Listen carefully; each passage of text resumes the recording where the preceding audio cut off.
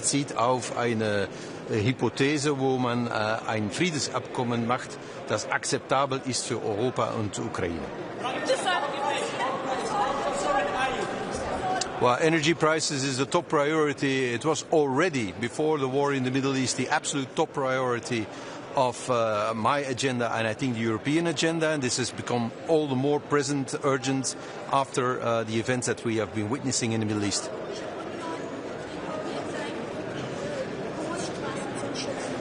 Ich glaube nicht, dass es eine große Wille gibt, um in den Krieg impliziert zu werden. Sicher nicht in Belgien. Gibt es einen Plan B, falls Orban nicht zustimmen kann heute? Ich glaube, dass ein Plan B existiert, aber ich glaube auch, dass es nicht klug ist, darüber zu reden. Aber glauben Sie, dass Orban das vor der Wahl noch sich entscheiden würde? Glauben Sie das wirklich? Das glaube ich eigentlich nicht. Aber es gibt Lösungen bis den Wahlkampf in Ungarn und danach werden wir sehen. Okay? Vielen Dank. Danke.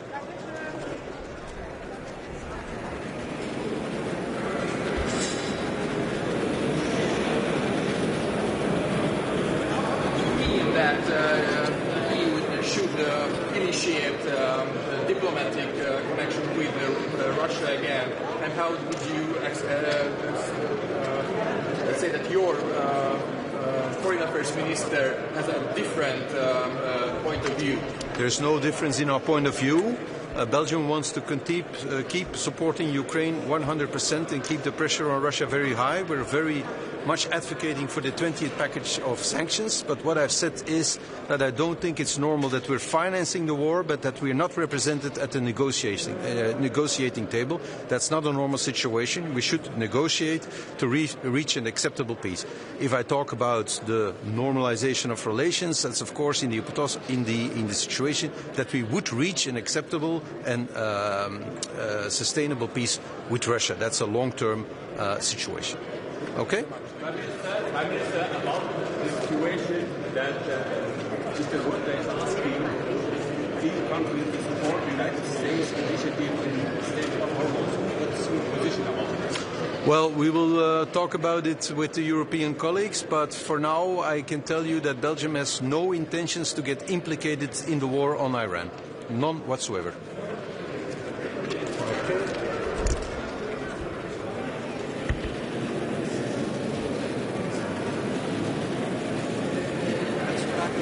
Rusland, heeft u de indruk dat u een en ander komen uitleggen? Eigenlijk niet. Als je de dingen goed contextualiseert, is er geen enkel probleem. Het gaat over een hypothese nadat wij een vredesverdrag bereiken. Ik vind het gewoon niet normaal dat je een oorlog financiert en niet onderhandelt. Er wordt onderhandeld, wij zijn niet vertegenwoordigd, maar wij financieren die oorlog. Dat is toch niet normaal. En daarmee sta ik niet alleen. Ook Frankrijk heeft dat al gezegd, Italië heeft dat al gezegd, grote leiders hebben dat al gezegd. En natuurlijk, ik heb dan gefilosofeerd over, ja, als je vrede bereikt, wat moet je dan op lange termijn met Rusland doen? Eeuwig in vijandschap leven of streven naar een normalisering? Ja, dan moet je streven naar normalisering. Ik denk dat dat heel normaal is als je dat correct duidt. Ik heb dat net voor de internationale pers gedaan. Ik heb niet de indruk dat daar dan nog iemand een probleem heeft. Straks ook de Europese leiders daarover. Als ze mij er iets over vragen. Dus in het binnenland is dat een storm, maar ik weet niet of dat er in het buitenland veel meer is dan een rippeling. Rusland terugslaan met sancties. Dat wil ik nog altijd. Hè. Wij zijn absoluut voor het 20e pakket. Dat is voor ons zelfs heel belangrijk, hè, want dat gaat ook over de servicing van olie en gas. Dus daar moeten we mee voortdoen. Hè. 100% steun aan Oekraïne, 100% druk op Rusland, maar ook onderhandelen. We moeten toch een strategie hebben om te onderhandelen. Het kan toch niet de bedoeling zijn van nog jaren die oorlog door te zetten, nog heel veel Oekraïnse levens op te offeren om dan uiteindelijk wat te doen, toch te onderhandelen. Dus dat vind ik niet normaal en daar sta ik echt niet alleen mee aan de Europese tafel. Dat is ook zo, vandaar dat je die druk op Rusland maximaal moet zetten. Maar je moet wel aan die tafel vertegenwoordigd zijn. Wij betalen 100% van die oorlog. Dat is toch heel eigenaardig dat ondertussen iemand anders onderhandelt. Het gaat daar onder meer over lidmaatschap van de Europese Unie. Maar we zitten daar niet. Ik vind dat een heel bizarre situatie. Over Victor Orban, gaat u tegen hem zeggen dat hij blokkeert de oplossing die we best hebben met uitgevoerd? Ja, dat niet acceptabel is. Hè. Dit is politiek beslist, dus dat moet nu uitgevoerd worden.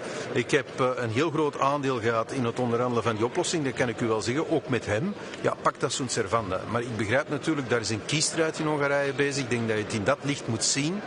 En ik denk dat ook Europa die in dat licht benadert op de tijdlijn, als u begrijpt wat ik bedoel. Maar ik denk dat er oplossingen zijn, maar het is niet aan mij om erover te spreken.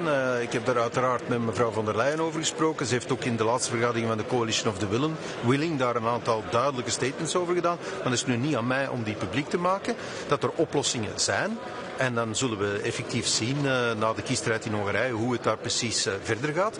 Maar in alle hypothesen moet die lening uitgevoerd worden. Oekraïne moet de financiering krijgen om de oorlog te kunnen verder zetten. De energieprijzen, de mensen voelen vervolgens in de Iraanse betalen daar meer voor. Zijn daar oplossingen voor? Gaan die prijsstabiliteit? Dat is het toponderwerp vandaag. Hè. Dat was het eigenlijk al voor de oorlog. Dus de energieprijzen in Europa die zijn heel erg moeilijk voor onze gezinnen, maar ook voor onze industrie. Wij importeren nu wel Amerikaans LNG, maar dat is veel en veel duurder dan het Russisch gas dat we voor de oorlog hadden. Dus we zaten eigenlijk al in heel grote moeilijkheden. Dat is alleen maar erger geworden nu en het zou op korte termijn nog veel erger kunnen worden. Dus dat is het allereerste onderwerp dat vandaag zal besproken worden. Ik heb een aantal voorstellen om op Europees niveau die prijs te kunnen mitigeren, maar ik zal die hier binnen ventileren. Ik heb net gezegd dat ik die binnen zal ventileren. Ik denk dat ik deze week al genoeg ideeën heb geventileerd die ik misschien beter binnen had geventileerd. Het akkoord over de gevangenis. De gevangenis. We hebben daar een reactie van. Gaat het eigenlijk wel iets oplossen? Ja, dat denk ik wel. Hè. We hebben denk ik op al die componenten heel goed doorgewerkt. Dus natuurlijk de proof of the pudding lies in the eating. Hè. Je moet die maatregelen van kracht laten gaan en dan kijken wat het effect is op de bevolking in de gevangenissen en dan monitoren of dat volstaat. Dus ik ben blij wel dat het akkoord is dat we mee van start kunnen gaan. De regering helemaal platgestreken. Ja, dat zijn moeilijke onderwerpen geweest. Hè. De meningen lopen erg uiteen. Wij zijn een coalitieregering van 5 partijen. Daar zit een heel breed spectrum op. Hè. In België is dat traditioneel zo. Dat wil zeggen dat geen enkele beslissing gemakkelijk is. Alles is moeilijk. Maar aan het einde van de rit is maar één ding belangrijk. Kan een regering nog beslissingen nemen? Ik denk dat we gisteren bewezen hebben dat we nog beslissingen kunnen nemen. En dat maakt mij optimistisch voor hetgeen dat er nu aankomt. Zijnde de laatste grote ronde in onze budgettaire sanering die we nog moeten doen. Oké? Ah oui. Naturellement, oui. Ah, vous êtes sur le dernier rang, c'est incroyable ça. Il ne faut pas vous laisser faire par les Flamands. Hein. Sinon... On s'entend très bien. Ah oui, on s'entend très bien, oui. Il est en train de rigoler derrière votre dos, mais bon... Mais vas-y. Aujourd'hui, vos propos sur la Russie font toujours polémique, sont toujours mal perçus. Est-ce que vous avez été incompris? J'ai pas vraiment cette impression. C'est assez clair qu'on veut continuer à pleinement soutenir l'Ukraine et à garder la pression maximale sur la Russie. On plaide pour le 20e package de sanctions sur la Russie et tout le monde le sait. Je trouve, ceci dit, que c'est pas normal qu'on n'ait pas représenté à la table des négociations. C'est quand même bizarre. On finance la guerre, c'est l'Europe et seulement l'Europe qui finance la guerre, mais on n'est pas représenté à la table des négociations. Et je suis pas le seul qui dit ça. Macron l'a dit déjà, Meloni l'a dit déjà. Il faudrait essayer d'être représenté à la table des négociations.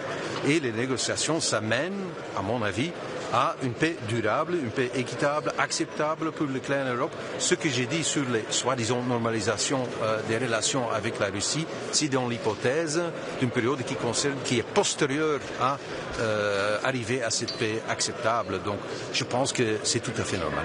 Et cette image, en tout cas, pro-Poutine qu'on essaie de vous donner, ça vous gêne? Oui, si on connaît mon histoire personnelle avec l'Ukraine, c'est un pays que je tiens au cœur depuis des décennies.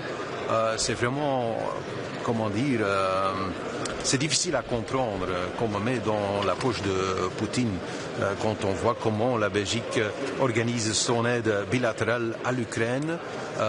C'est incroyable ce qu'on dit. Tout le monde sait qu'on plaide pour une pression maximale sur la Russie. Donc qu'il n'y a aucun doute là-dessus. Justement, par rapport à la guerre en Ukraine, on sait que Viktor Orban bloque ces 90 milliards de prêts à l'Ukraine. Comment peut-on encore convaincre M. Orban de débloquer la situation, de retirer son veto? Oui, peut-être ce sera compliqué avant les élections en Hongrie. j'ai l'impression que ça fait partie de sa campagne électorale. Mais en tout cas, il faut exécuter les décisions qu'on a prises ici. C'est inacceptable de décider avec les leaders et d'après dire mais je ne suis pas prêt à exécuter ce que j'ai décidé. Donc voilà, j'ai négocié cette négociation, vous le savez bien. Je ne voulais pas savoir de la solution Euroclear, je l'ai bloqué. Mais c'est ce qu'on n'a pas tellement aperçu, que j'ai aussi joué un rôle énorme à arriver à la solution de du prêt à l'Ukraine. Et j'ai aussi négocié avec Viktor Orban là-dessus. Donc je pense que, comme on dit en latin, pacta sunt servanda. Mais peut-être il faut attendre les élections en Hongrie. Madame von der Leyen a parlé de cette situation pendant la dernière réunion des Coalition of the Willing et elle a dit à tout le monde j'ai des solutions dans la poche pour continuer le financement de l'Ukraine et donc j'ai confiance en elle qu'on peut y arriver. Pour contrôler l'envolée des prix actuels, est-ce qu'il y a une piste, est-ce qu'il y a quelque chose qui sera évoqué par la Belgique? Est-ce que vous proposez un gel des prix? Oui, c'était déjà avant la guerre au Proche-Orient un sujet très important parce que les prix de l'énergie, ça pose un problème énorme pour l'Europe, certainement pour la compétitivité de l'industrie et certainement l'industrie intensive en énergie. Et cette industrie est très représentée en Belgique, donc c'est un problème majeur pour nous. Donc même avant la guerre, c'était déjà un problème énorme. Donc j'ai dans ma poche une liste de propositions pour le niveau européen pour s'en occuper, mais c'est mieux de les mentionner en interne. J'ai déjà assez dit à l'extérieur que j'aurais dit peut-être que j'aurais préféré de dire à l'intérieur. Le marché du carbone, par exemple, le marché du carbone, est-ce qu'il faut réformer? La réforme du système ETS, oui, je pense que c'est à l'ordre du jour. Il y a des différentes opinions là-dessus en Europe et je pense que, comme toujours, la Belgique peut-être faire des suggestions pour arriver à un compromis parce que notre pays, c'est le mini-Europe. Chaque opinion qui existe en Europe existe en Belgique. Donc on est toujours très bien placé pour voir où on pourrait trouver le compromis. Et j'ai des idées très concrètes là-dessus que je vais mettre sur la table. Est-ce que cette guerre au Moyen-Orient, c'est la guerre des Européens également? Non, on n'a pas commencé cette guerre. Il n'y a aucune volonté en Belgique pour être impliqué dans la guerre contre l'Iran. Et je pense que ça ne va pas changer, mais je vais en parler avec les collègues européens. Mais je pense que c'est un sentiment partagé par les pays membres de l'Union européenne qu'on n'a pas voulu cette guerre, on n'a pas commencé cette guerre. Il nous manque une planification pour la guerre, une stratégie de sortie qui ne semble pas être là et que tout le monde ne veut qu'une chose, que cette guerre sera terminée aussi vite que possible et de ne pas être impliqué. Autre question, si on doit faire des efforts pour protéger des pays tiers qui sont impliqués contre leur volonté. Ça, c'est une question au niveau européen et aussi au niveau de la Belgique, si on doit le faire, oui ou non. Et la voie diplomatique, sur la voie diplomatique, l'Europe peut jouer un rôle? Oui, je pense que oui, mais c'est peut-être mieux d'en discuter à l'intérieur. Voilà.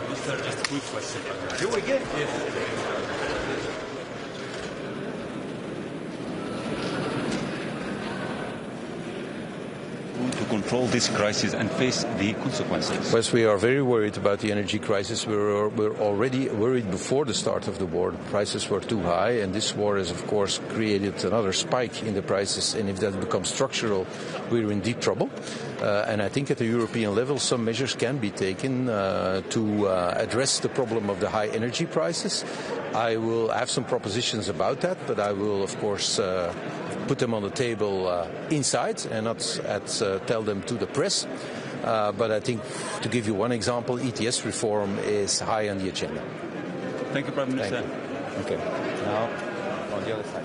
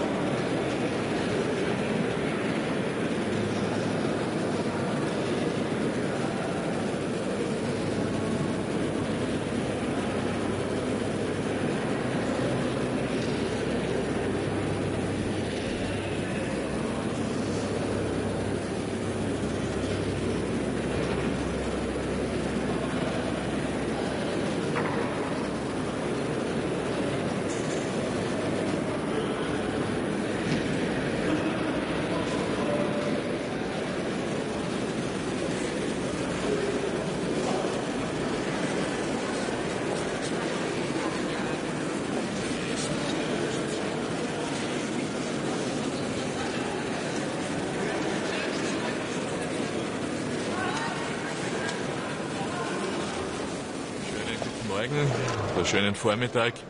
Der heutige Europäische Rat hat ja die Wettbewerbsfähigkeit im Fokus, aber natürlich ist in diesem Zusammenhang auch die Entwicklung im Nahen Osten eine, die uns beschäftigen wird und auch die Auswirkungen, die diese Entwicklung auf die Wettbewerbsfähigkeit, vor allem auf die Energiepreise in Europa haben wird.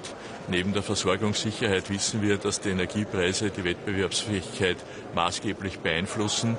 Und ich sage ganz offen, wir haben hier zwar einen Vorschlag der Kommission erhalten. Da sind im Wesentlichen nationale Maßnahmen angeführt. Die sind mir bewusst, die setzen wir auch. Wir haben ja gestern eine Senkung der Treibstoffpreise beschlossen von etwa 10 Cent pro Liter. Aber das ist für mich zu wenig auf europäischer Ebene.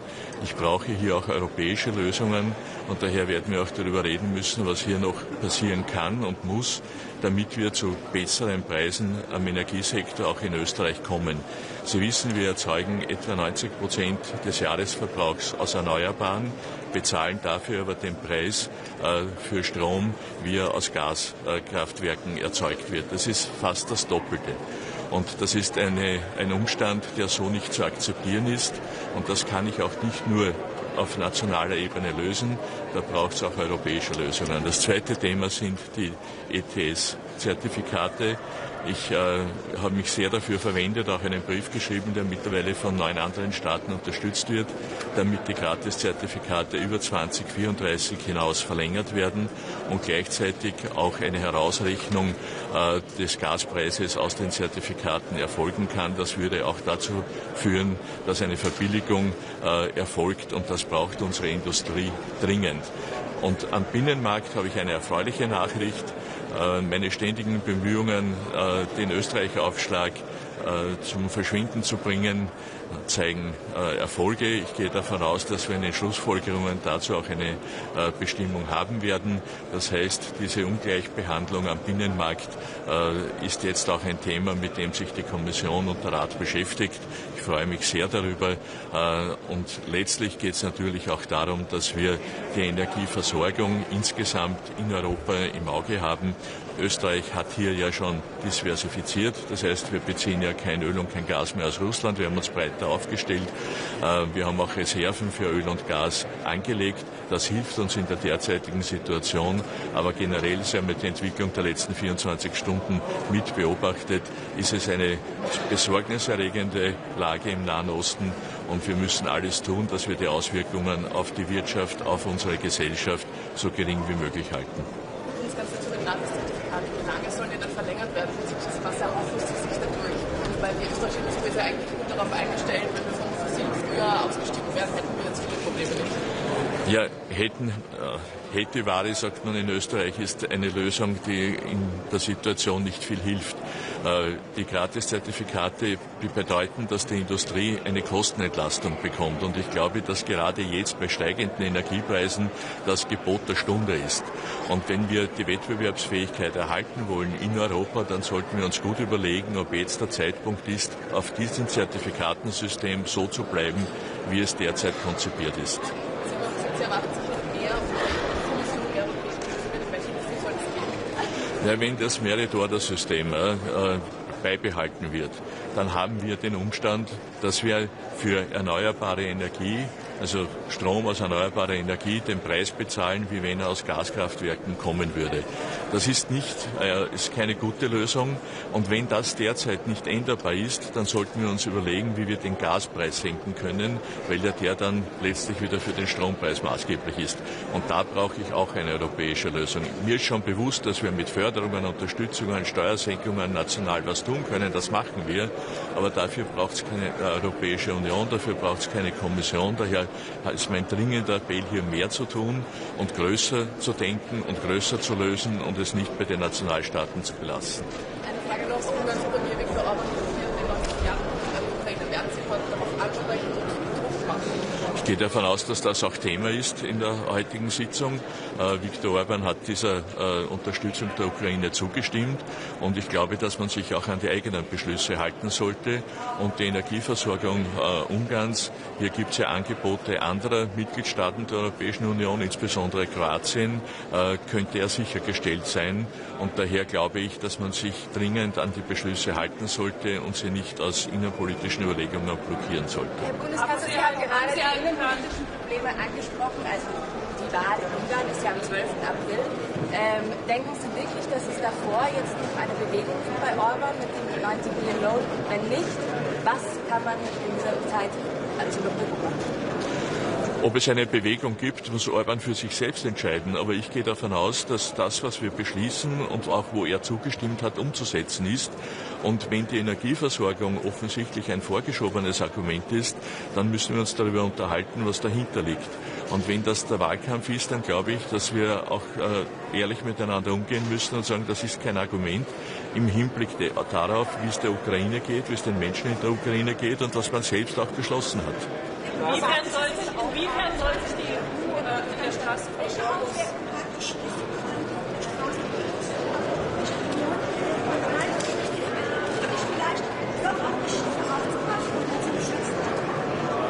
Also die Auswirkungen sind ja ersichtlich. Durch die Sperre der Straße von Hormuz haben wir zwei große Fragen, Versorgungssicherheit und Preise. Beides ist gefährdet durch die Entwicklungen im Nahen Osten. Ich kann aus meiner Sicht, ich bin Regierungschef eines neutralen Landes, ich kann nur aufrufen, dass man dringend die Angriffe auf die Infrastruktur unterlässt. Das lässt sich kurzfristig auch nicht wiederherstellen. Die Intervention in der Straße von Hormuz ist für Österreich sowieso kein Thema, so wie ich es aus Neutralitätsgründen, so wie ich es verstanden habe, geht es aber darum, dass die NATO-Staaten aufgefordert worden sind. Also ist es eine Frage der NATO, die ist auch eindeutig beantwortet worden. Auch die EU-Mitgliedstaaten haben dazu eine klare Meinung, dass sie sich in diesen Konflikt, der nicht von uns begonnen wurde, auf diese Weise nicht hineinziehen lassen wollen. Möchten Sie eine Reaktion der Amerikaner in Form von Zöllen vielleicht, oder wenn Sie sich da nicht Die Handlungsweise der Vereinigten Staaten ist schwer vorhersehbar. Sie sehen ja auch in der derzeitigen Entwicklung im Nahen Osten, dass hier die Strategie schwer zu erkennen ist. Wie reagiert wird, weiß ich nicht, aber Europa und auch Österreich wird sich nicht erpressen lassen.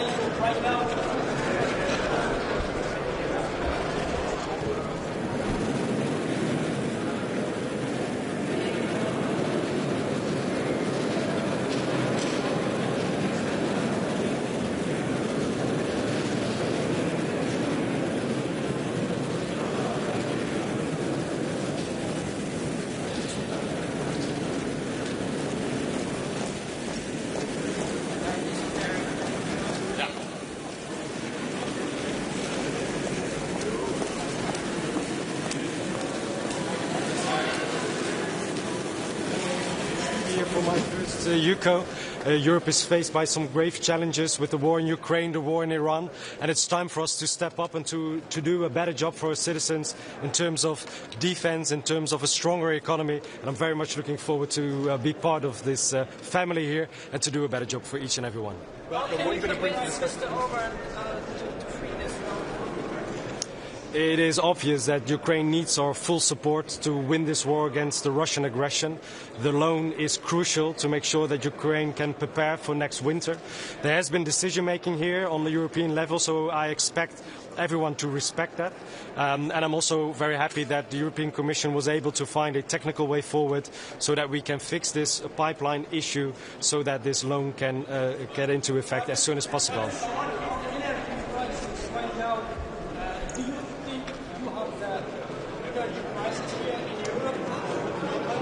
Obviously, the war in Iran is also affecting us in terms of higher energy prices. So we have to look how we can protect our consumers and companies against two big impacts of this war. But let me be clear, the ETS system was crucial to speed up the transition in Europe. And without the ETS system, we would now be importing billions and billions of fossil fuels from outside of Europe. So I'm willing to look how to improve our climate policies, but we're not going to revoke policies that are in the end crucial to make sure that this continent is greener and stronger in the long term.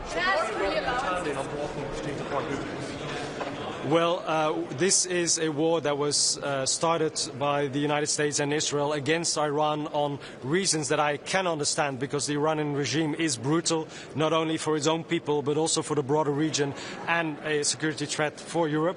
But it's not a war that we are part of.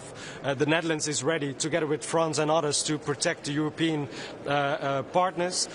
But at the moment, there is no clear indication that there is a proper proposal for a mission, and it's also at the moment too volatile to start a mission in the Strait of Hormuz. So we need to put focus on de-escalating of the war at the moment, and then look on extra measures that Europe can take.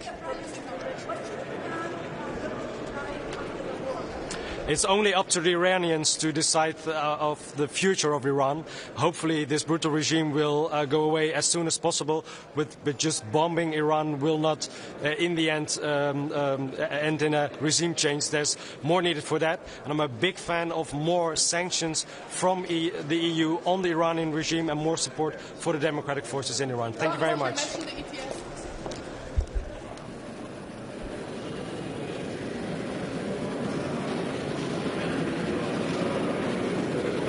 We kijken eruit om hier namens Nederland actief te zijn. Er is veel aan de hand in de wereld. Je moet meteen vol aan de bak. Zeker. Er is een oorlog in Iran, een oorlog in Oekraïne en een hele grote noodzaak om ons Europa meer te doen aan onze veiligheid en een sterke economie, zodat we die investeringen kunnen betalen. De afgelopen dagen is de gasprijs verder omhoog gegaan. Wordt de noodzaak toch niet steeds groter om heel snel met maatregelen te komen? We moeten als Europa echt goed op voorbereid zijn dat de oorlog in Iran langer kan duren en dat het ook langer leidt tot hogere energieprijzen. En ik ben ook blij dat we daarom vandaag ook kunnen spreken over de mogelijke maatregelen die we kunnen inzetten om ook Europese consumenten en bedrijven daar tegen te beschermen. Zegt de Europese Commissie, het is toch vooral aan de landen zelf om maatregelen te nemen. Gaat u dat inderdaad doen? Wij zijn ook als Nederlands kabinet ons aan het voorbereiden op mogelijke maatregelen. Maar ik vind het ook verstandig dat we hier nu niet in Europa te hard van stapel lopen.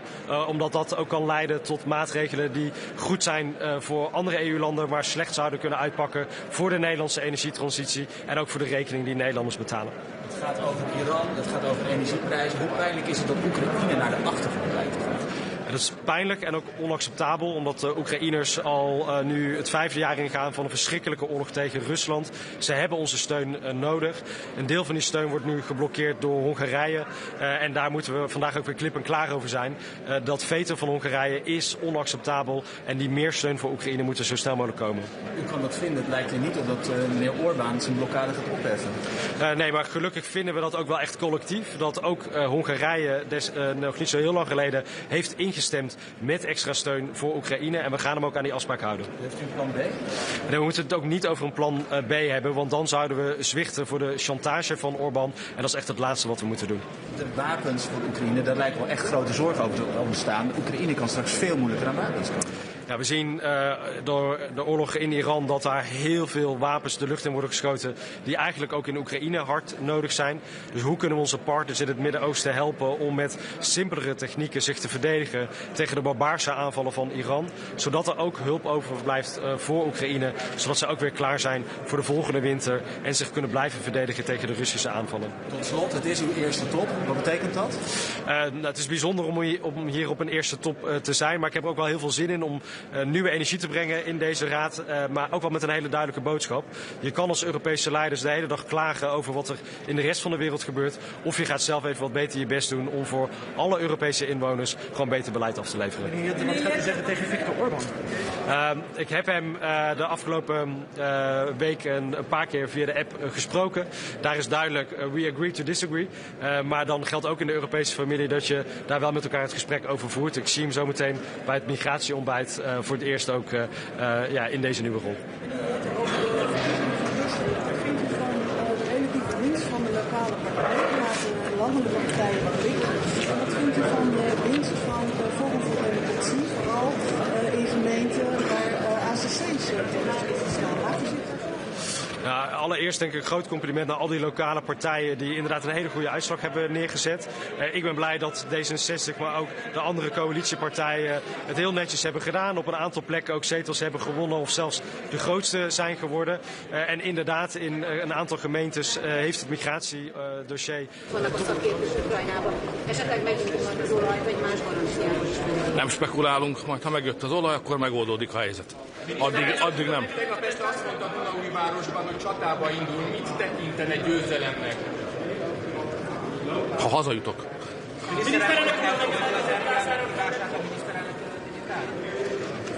De hát csak szuverén emberekkel vitatkozok.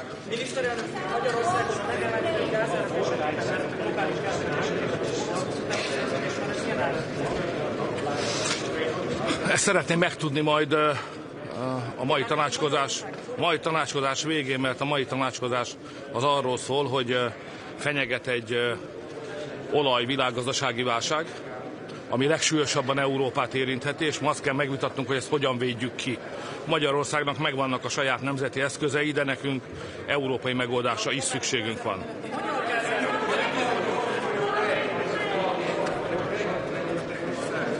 Sorry?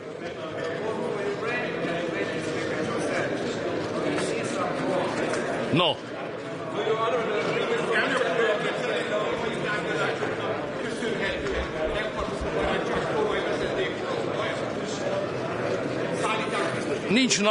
Nincs napirenden ez a kérdés. Nincs az előrejelzett napirendek között ez a kérdés. Ez előkerülhet. Én nem remélek semmit a brüsszeliektől. Tehát ezt a problémát, az ukrán olajblokkát problémáját, azt nekünk magyaroknak kell megoldani. Brüsszel valójában összejátszik az ukránokkal, ő az ukránok oldalán áll Brüsszel. Akármit is mond, az egy színjáték, amit látunk, ők az ukránok oldalán állnak, tőlük nem remélhetünk semmit, de ezt nekünk kell, ezt az olajblokkádot nekünk kell letörnünk saját erőből, de erre meg is van a haditervünk. Miniszterelnök úr, pártalaikon vizsgálja az aranykonvóügyét, felhozhatja majd a megbeszéléseket, vagy felhozza, vagy lehet vele érteni? Nem tartozik senkire, egy nemzeti ügy. Miniszterelnök úr. Nem. Miniszterelnök úr, pártelnökként vizsgálja, hogy a Fidesznek mit köze volt az ukrán zászlós akcióhoz a Tisza. Nem vizsgálok semmiért, mert a kérdést is nevetségesnek tartom. Hát a Tisza párt európai parlamenti képviselői itt szoktak ülni ukrán mezbe. Hát ők ukrán mezben vannak, nem miattuk rájuk. Tehát az, hogy ők ukrán pártiak, ukrán mezt hordanak, otthon vagy nyilvánosan ukrán zászlót lengetnek, azt szerintem minden magyar számára nyilvánvaló, nincs ezen mit vizsgálgatni. Parancsolja? Tessék? Volt már ilyen, rosszul jöttek ki belőle a németek, ne csinálják.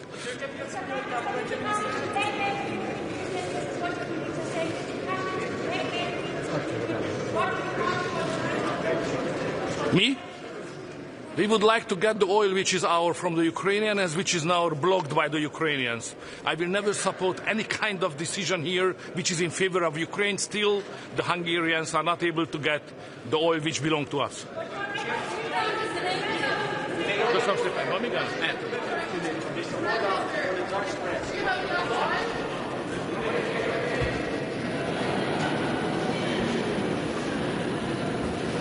Change your mind about the 90 billion euros for Ukraine? Will you allow Ukraine to get the money? No, the Hungarian position is very simple. We are ready to support Ukraine when we get our oil, which is blocked by them. Till then, there is no any decision which is favorable for Ukraine will be supported by Hungary here. Okay, but they are going to mend the Druzhba pipeline. Do? They are going to fix the pipeline. We are waiting for the oil. All the other is just fairy tale. So we believe only facts. Oil should arrive to Hungary. And then this is a new chapter. Till then, we cannot support any pro-Ukrainian proposal. But why did you... Sorry? No other option? No. We need it because it's existential. What we are speaking about is not politics. It's existential for Hungary, you know? To get the oil, to get the oil is existential for the Hungarians. Without getting that oil, all the households in Hungarian companies will go to bankruptcy. So, you know, it's not a joke. It's not a political game. Zelensky should understand it, that this is not a game. This is absolutely existential for the Hungarians. Then you also agree for formalization of accession talks to Ukraine and Moldova? No any pro-Ukrainian decision is supported by Hungary till the oil issue is not settled. Thank you.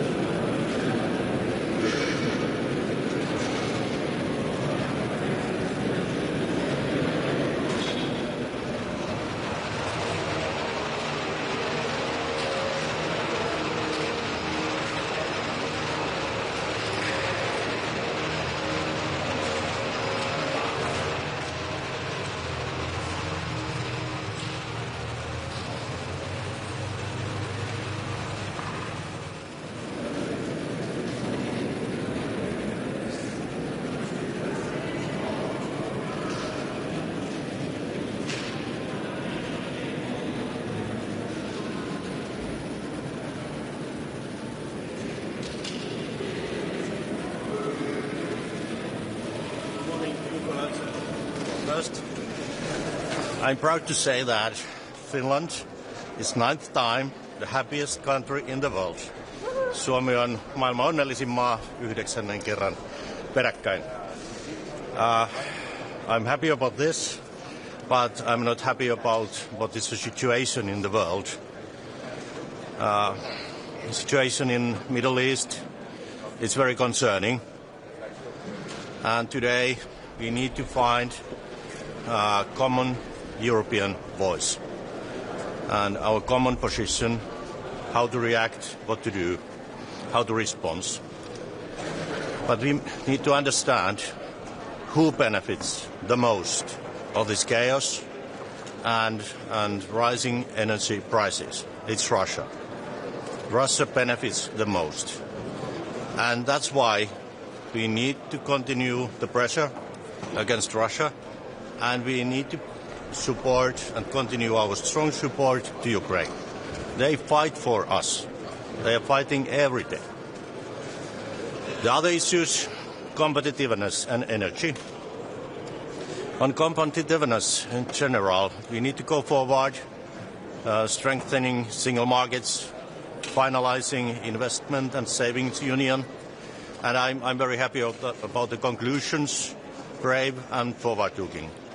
And finally, on energy, I very well understand the concerns of many member states because of high energy prices. But at the same time, when we do short-term measures to find solutions for high energy prices, we need to continue decarbonization. ETS is a cornerstone of our climate policy. It's cornerstone of our industrial policy. For example, in Finland, we have invested billions in clean energy production, new technologies, and today we can see that we have low energy prices, one of the lowest in Europe, and also industry is investing in clean production because we have clean energy. So we need to continue decarbonization, but find a balance how to help and support those countries suffering high energy prices. On Ukraine, I would like to ask you if Orban is not going to budge. He was just here. He said he will not change anything about it. He will not unblock the 90 billion loan if there's no oil flowing. So what exactly will be done? When will money flow to Ukraine? And what will you say to Orban today? He's using Ukraine as a weapon in his election campaigning, and it's not good. We had a deal, and I think that he betrayed us, and we need to find a solution how to go forward.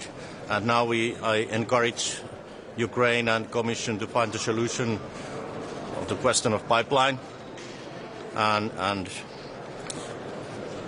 the most important issue is how we take care of the financing and funding of Ukraine. Should European money go towards fixing that pipeline? You mentioned the pipeline. Should European money be used to fix it?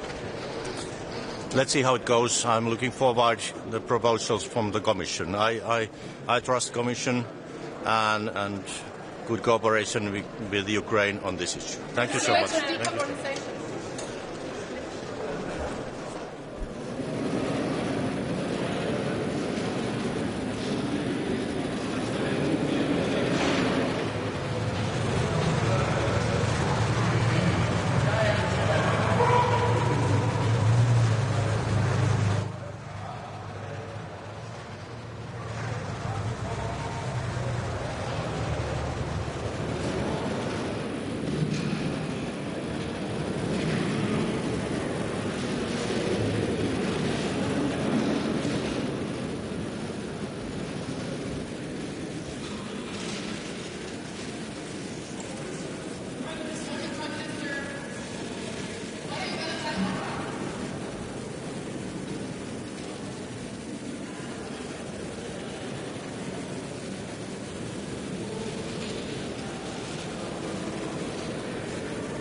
Varandra. Vi som är i normal längd, eller på att säga. Hörrni, det är en fullmatad agenda idag som ni vet. De viktigaste för vår del är ju Ukraina förstås. Både öka trycket på Ryssland. Det finns ett stort intresse för vad Sverige har gjort med 2 skuggflottfartyg som ni vet. På svenska territorialvatten där vi använder det faktum att de är sjöovärdiga och utan tydlig flaggning för att helt enkelt borda dem. Det är många andra länder som vill öka sina insatser också. Det andra är att öka stödet naturligtvis till Ukraina och då är de 90 miljarderna som står på spel just nu. Det är oacceptabelt av Ungern att blockera beslut som de en gång har varit med och fatta. Samtidigt så har kommissionen erbjudit hjälp för att laga en ledning för laglig rysk olja. Och jag hoppas att vi under dagen löser ut den frågan. Ingenting är viktigare än att de pengarna som Ukraina desperat behöver, att de kommer fram. Sen har vi ju hela frågan om energipriser. Det är ju följd av vad som händer i Iran som ni vet just nu och vi har ju redan sänkt elskatten i Sverige. Nu går vi vidare med, vi vill ha möjligheter att också att själva ha rådighet över bränslepriserna. Det kräver ett formellt beslut i EU och dessutom möjlighet att utöka elstödet om vi i Sverige väljer att göra det. Sist och slutligen så har vi en diskussion som ni vet där en del försöker i praktiken lägga beslag på svenska flaskhalsavgifter som svenska elkonsumenter betalar för att det är olika priser i Sverige. Ingen har missat vårt mycket explicita nej till den saken. Jag tror att Eva Busch var påtagligt tydlig häromdagen också. Det har inte förändrats utan vi kommer med näbbar och klor försvara svenska intressen i den frågan. Och den är inte avgjord än. Det är ungefär där de stora frågorna för svensk del ligger idag. Orban säger på väg in att oljan måste flöda igen annars blir det inga pengar till Ukraina. Alltså, vad kan ni göra för att övertyga honom? Alltså han utpressar nu Ukraina och hela Europeiska rådet. Min bestämda bild är att han gör det av inrikespolitiska skäl i Ungern. Jag tycker inte EU ska bli en bricka i ungersk inrikespolitik. Oljan i den ledningen, den är laglig. Man kan ha starka synpunkter och den borde användas överhuvudtaget, men den är inte olaglig, den bryter inte mot sanktioner. Kommissionen har erbjudit sig att hjälpa till att laga den ledningen. Sverige har också sagt oss vara beredda att medverka i en sån. Vi har personal på plats som skulle kunna hjälpa till i detta. Inte för att stötta Ryssland utan för att stötta Ukraina. Så om inte den här frågan avgörs idag då får Ukraina allvarliga problem och jag är rädd för att det är precis det som Ungern är ute efter. Finns det någon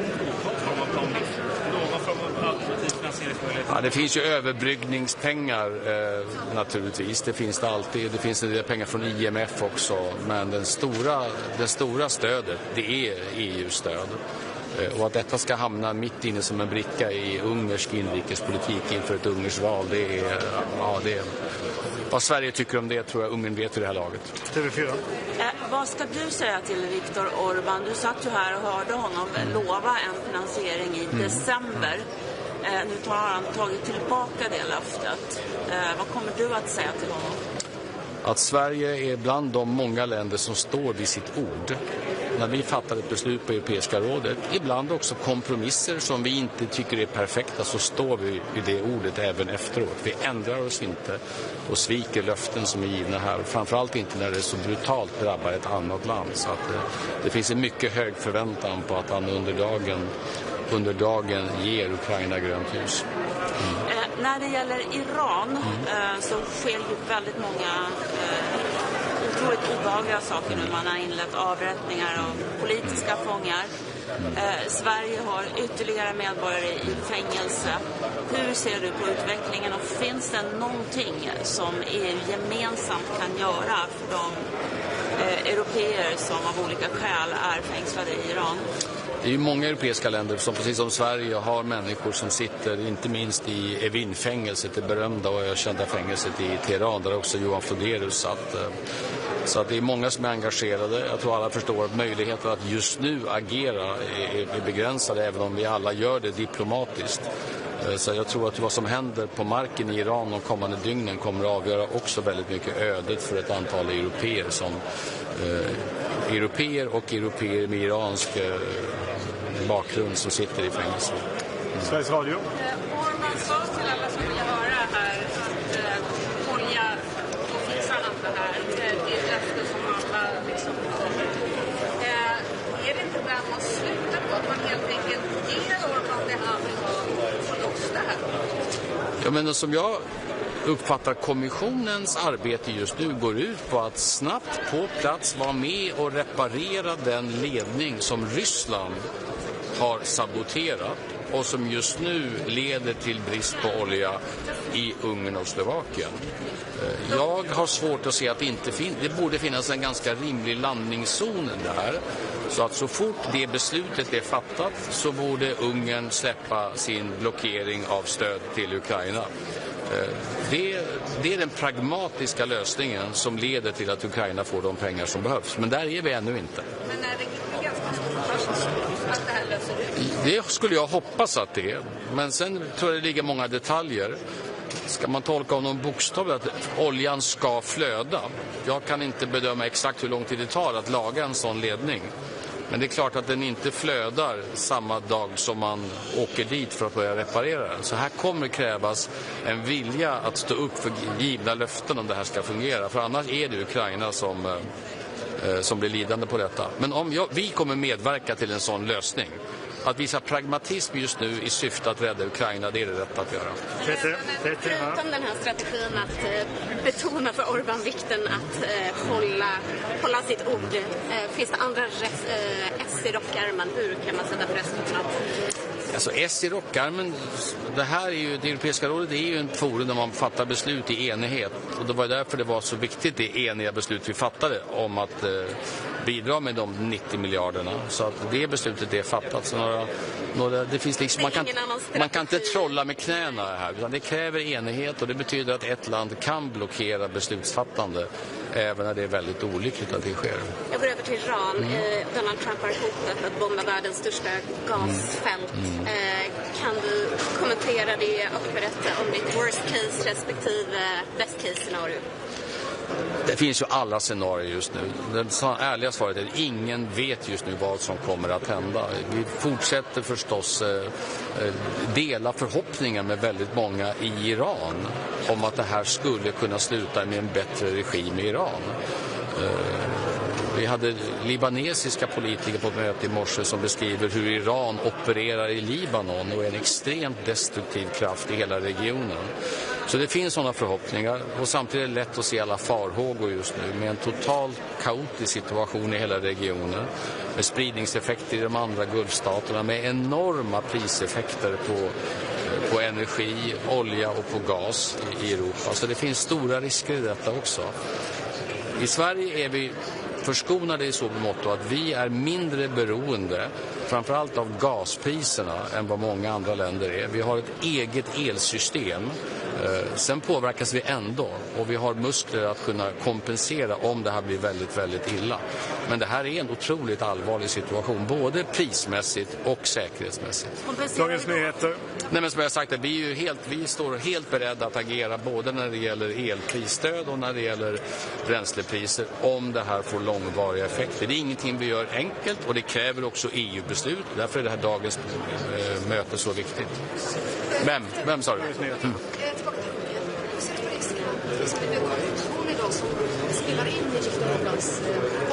Ja, men det ska vi ju inte göra, alltså, av många skäl.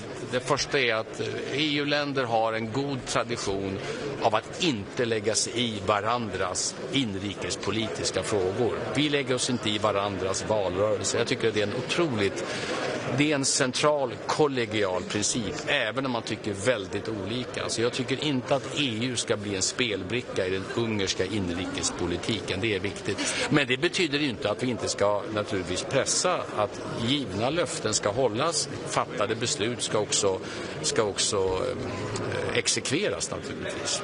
Om energivaran. Flaskhalsavgift. Kommer du ta upp det på mötet? Självklart. Hur många länder upplever du finns med det? Flaskhalsavgifterna är ju... I Sverige fattar vi det här, det gör man inte alla länder, för det är nästan bara Sverige som har detta. Det är för att vi har följt EUs tidigare vilja att inrätta elprisområden. Det kan man idag diskutera hur klokt det var, givet att andra länder inte har gjort detta. Vilket i sin tur leder fram till en fråga hur mycket överimplementering av EU-regler som Sverige ska syssla med. Men det är en annan fråga. Så att vi har då stora flaskhalsavgifter som byggs upp. De använder vi för att bygga ut nät, men också för att kompensera svenska elkonsumenter, har vi gjort tidigare. Idén att andra länder som har överföringsproblem mellan sig ska lägga beslag på svenska flaskhalsavgifter, den är helt enkelt oacceptabel. Och det har vi framfört på alla tänkbara sätt. Och det kommer jag säga idag också naturligtvis. Ja, jag tror att de flesta länder kan, även om de själva inte har den sortens avgifter, jag tror att Sverige står för lejonparten av de summor som finns i hela Europa. Andra länder kan nog ganska lätt förstå att om de hade byggt upp egna summor på grund av egna överföringsproblem, så hade de inte uppskattat om EU hade tagit de pengarna och lagt dem till investeringar på helt andra ställen. Det tror jag ganska många kollegor kommer att förstå. Så Dagens Industri sista. Energipriserna rusar ju på grund av Mellanöstern. 30% idag såg jag. Vad ser du för möjligheter för EU att bidra diplomatiskt till att lösa den här konflikten på något sätt, eller lösa så att trafiken börjar? Jag tror alla förstår att de diplomatiska möjligheterna för EU just nu är relativt begränsade. Både för att vi är mitt i ett pågående och allt att döma eskalerande krig just nu. Men också naturligtvis därför att det är ju inte så att det har saknats diplomatiska försök under mycket, mycket lång tid. Så att även alla vi i Europa som nu manar till deeskalering, som ser stora risker i detta, även vi är ju fullt medvetna om att decennier av försök att på diplomatisk väg få den iranska regimen att behandla iranier.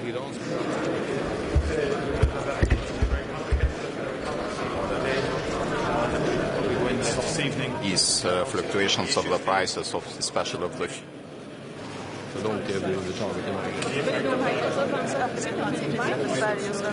Ja, för svensk del är det så att vi är mindre beroende.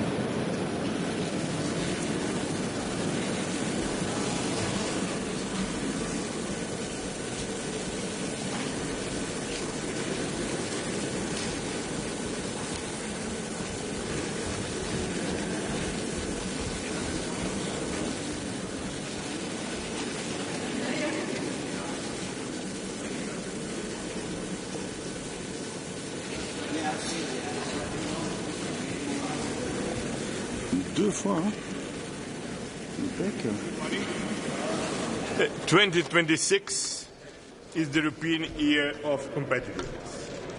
And today the leaders will focus on competitiveness. Boost economic competitiveness is essential to increase our economic growth, to create quality jobs, but it's also essential to increase our strategic autonomy. And today we will deliver in our One Europe, One Market agenda, as we promised some weeks ago in our retreat in Aldenbizi. The 28th regime, now so-called the EU Inc., is a very good first step. But we need to continue. We need to integrate energy and telecommunication sector in the single market. We need to pursue our simplification agenda, and we need to invest more on innovation. In the new sectors, AI, quantum computer, we need to invest more in skills, reskills, upskills, life learning. Then we need to have a next budget fit for this purpose. And of course, we need also to mobilize the European savings to support investments. And for this to conclude the Saving and Investment Union, it's very, very important. That's why today we will approve a very concrete measures with a concrete timeline to deliver our agenda by the end of 2027 at last, but with several measures that we need to adopt until the end of this year. Of course, nobody can ignore that we are facing challenging times on energy, and we need to address this. The current conflict in Iran shows once again that the best way to have a predictable and reliable horizon on our energy is to increase the homegrown production of energy. This is the only way to become autonomous, independent. That means to securize our energy system. For this, we need to pursue our energetic transition, and this is our main task.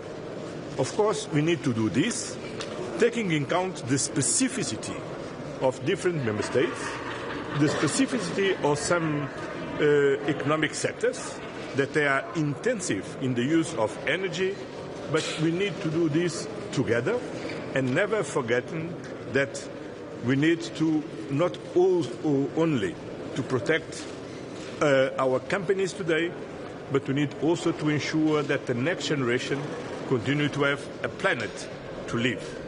But a part of the climate and environment goal, that's clear, that energy means security.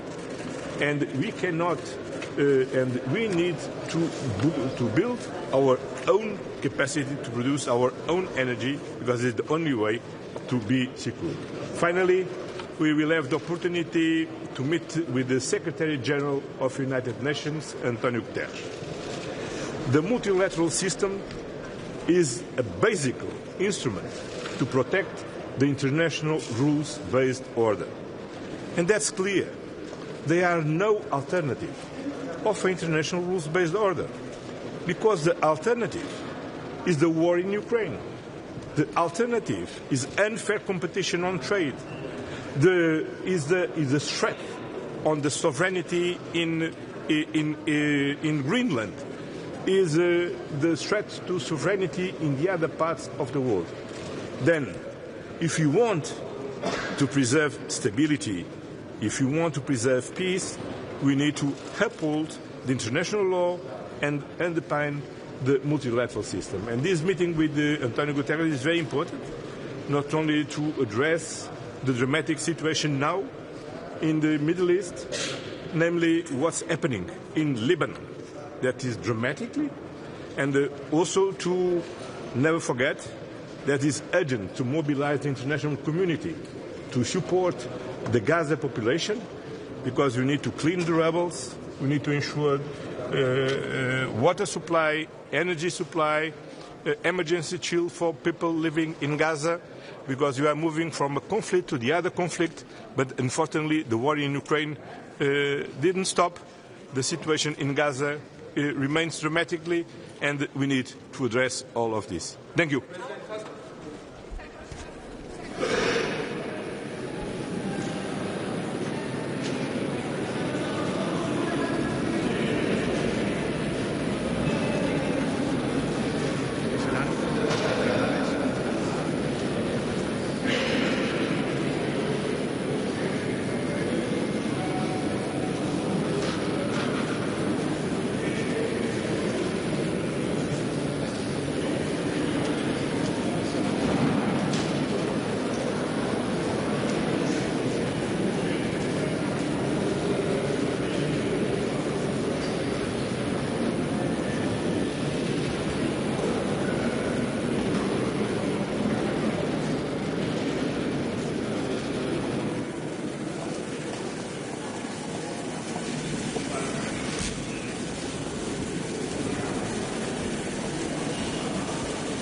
Last night we were celebrating, at least some of us.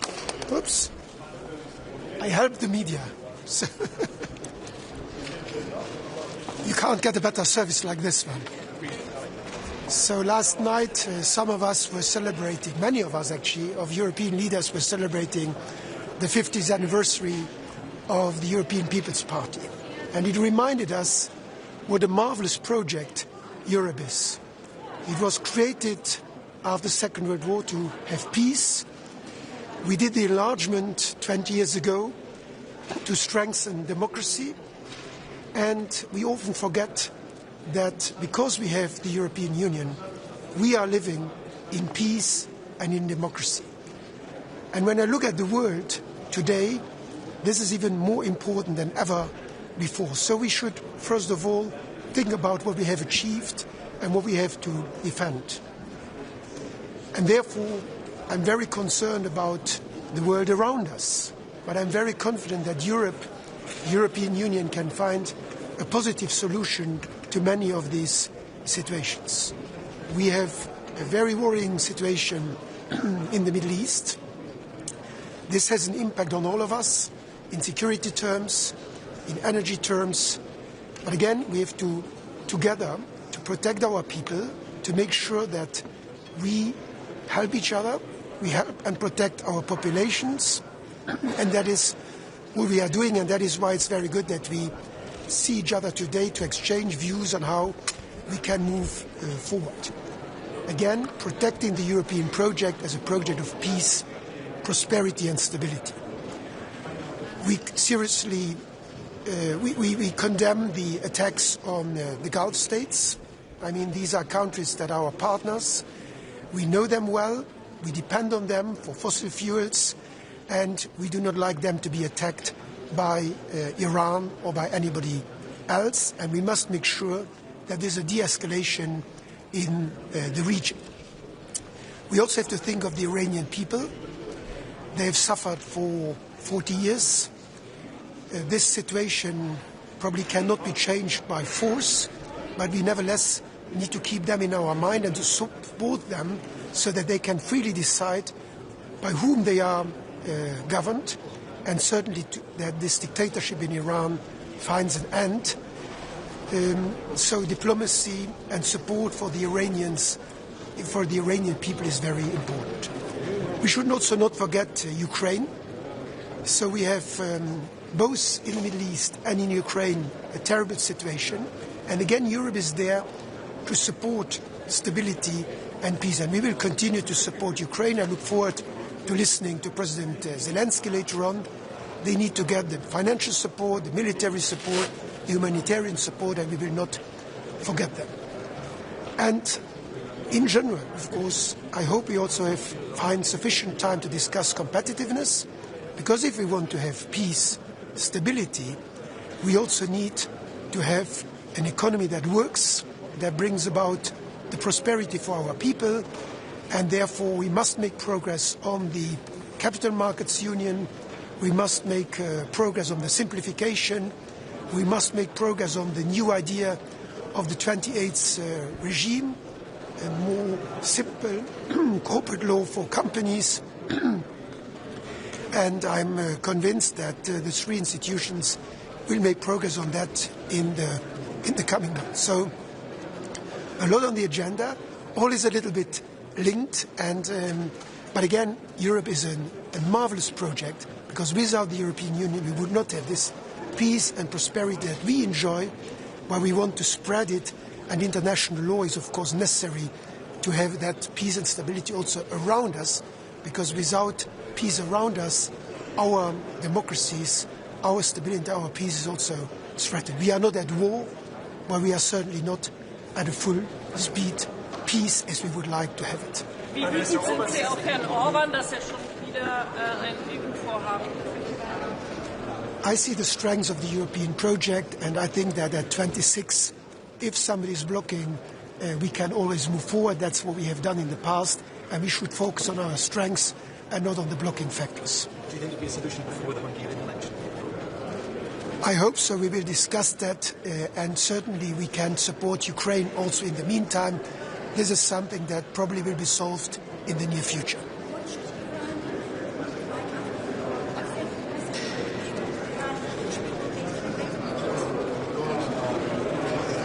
Like in every country, it is for the people to decide who should be their leaders. The Iranian people have been oppressed for a very long time. That's why we have introduced, as the European Union, sanctions against Iran. The Iranian regime is a terrible regime, and we should do everything to support the Iranian people to decide on their own future. We have that privilege, and we hope that others in the region around us also can have that privilege. Should the European Union help the US in the Strait of Hormuz in exchange for financial aid for Ukraine from the US? This is a conflict that we have not started. We have not been involved. None of the European countries have been involved, and we don't want to get drawn into a conflict that we have not been consulted about. We are against the Iranian regime, but if you start a war, you also have to see how you get out of that. Obviously, we are very worried about the situation that this creates. We want to have safe passage for the ships that are in the Strait of Hormuz, but we should be very careful not to be drawn into a conflict that might escalate. We are arguing in favor of de-escalation. For diplomacy, it's never too late for diplomacy. Was kann heute beschlossen werden, um die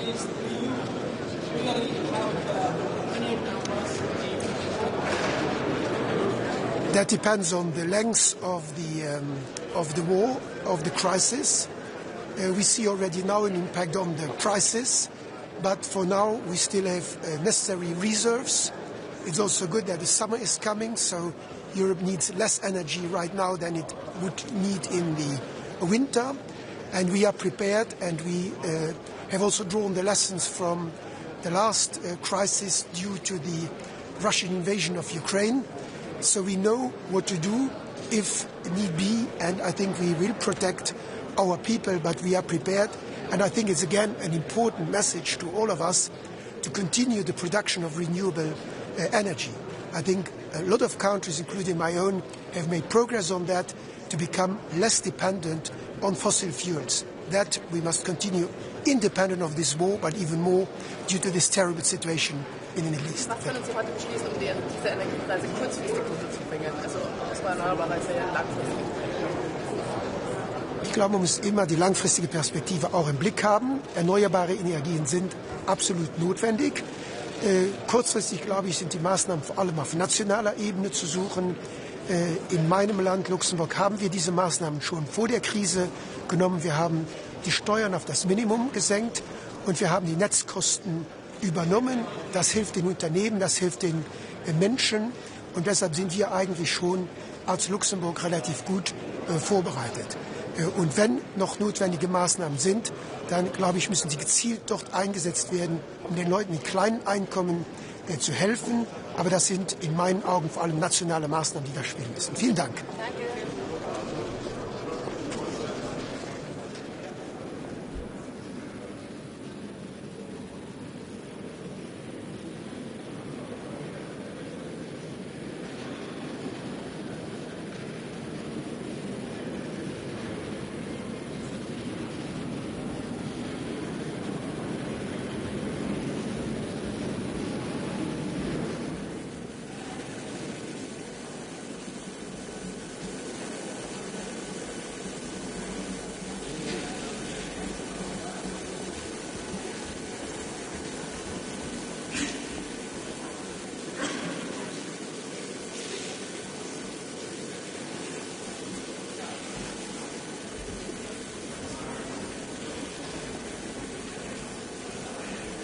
today's Council.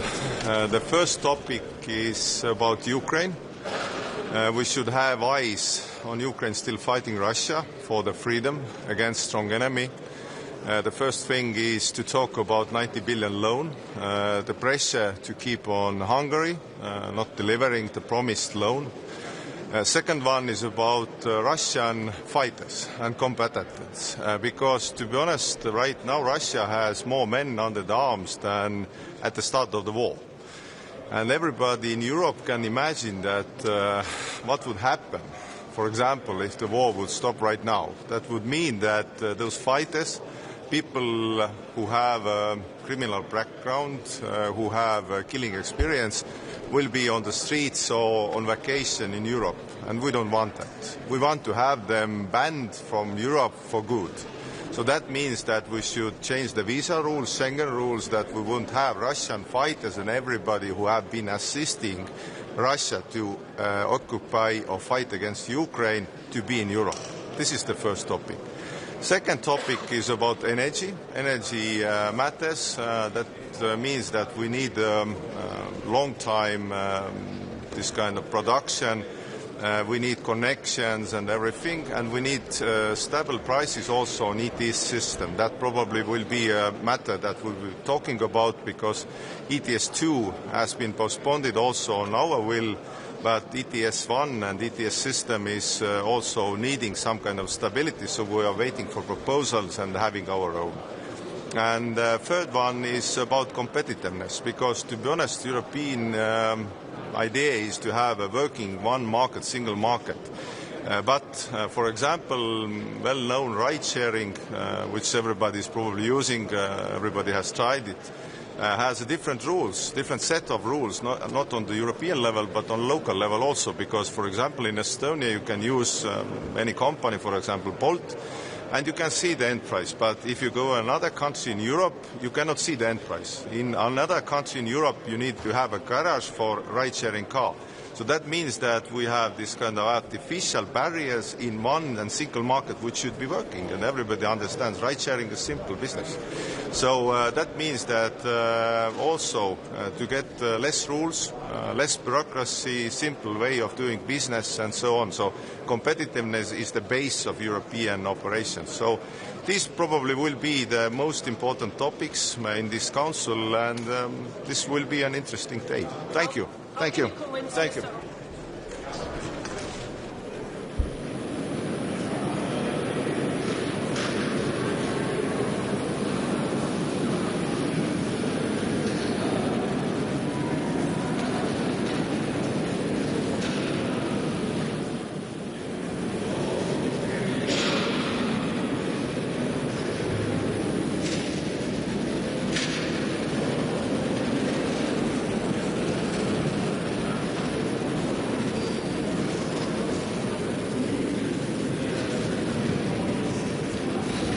A long agenda today, of course, very important topics like energy and single market, but from my competencies, it is, of course, what is happening in the Middle East and Ukraine.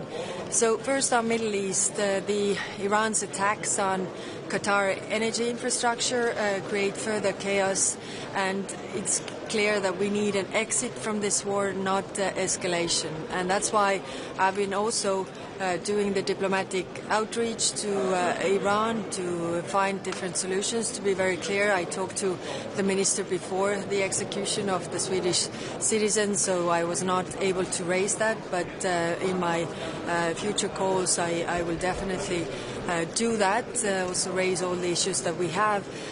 We have United Nations here today, and we are also working closely with them to find a safe passage for the ships via the Strait of Hormuz, because it's really a problem for especially Asia as well as Africa, that the oil gas, but also fertilizers and food does not move from the Strait of Hormuz because it's not safe at the moment. Then, of course, Ukraine we will discuss today, and the big question in the room is the support loan. How can we proceed with the support loan that was agreed already in December by the leaders, and it's really time to show our support to Ukraine, because the war in the Middle East is connected to the war in Ukraine, and unfortunately Russia is gaining from the war in the Middle East. So that's why, I mean, exiting or ending this war is equally important to have a solution also for Ukraine that is not complete surrender to Russia. Do you think the solution to Canadian elections? Well, let's see. I'm not very optimistic, but I know that President Costa is really working hard to find a solution also with Viktor Orban.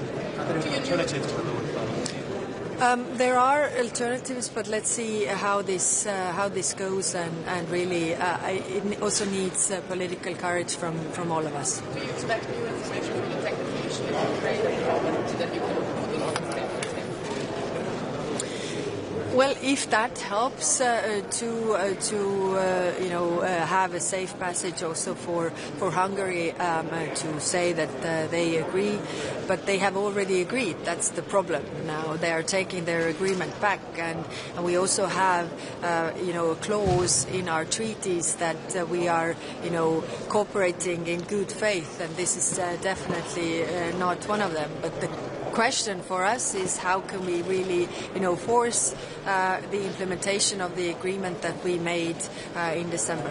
So how angry are leaders or also foreign ministers on Monday against Orban and Hungary? Well, foreign ministers on Monday were very strong in really pushing Hungary to agree and also provide solutions, because if they have an issue with the oil, their neighbor Croatia can also provide this oil. So it was a constructive approach, but I guess, in the time of elections, people are not that rational. Do you have a plan B, like maybe a coffee break from Mr. Orban? As I said, President Costa is working with solutions. I was talking to him yesterday as well, and let's see how we find a passage out. The German foreign minister said we don't know if the war in the Middle East will be over because the Israel and U.S. they didn't tell us anything. So do you know Well, yeah, I don't have a crystal ball to tell you when the war will be over. What is important is that for all of us in European Union, we want to see the end of this war. We definitely see the chaos that it's causing in the Middle East, but also the ramifications it has for the rest of the world. 85% of oil and gas that goes via the Strait of Hormuz goes to Asia, and we already see problems there. Also the same with fertilizers that African countries need. For example, Sudan, 54% of the fertilizers to Sudan come via the Strait of Hormuz. So we are working with our Gulf partners, also with Egypt, Jordan, to really find a solution that the parties could end this war.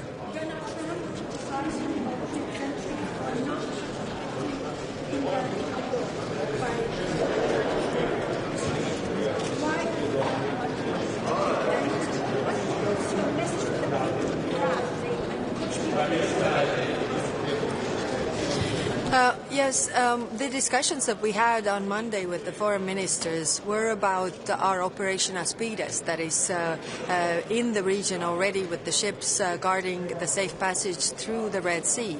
So the discussion was whether there is a wish to also expand this to operate in the Strait of Hormuz.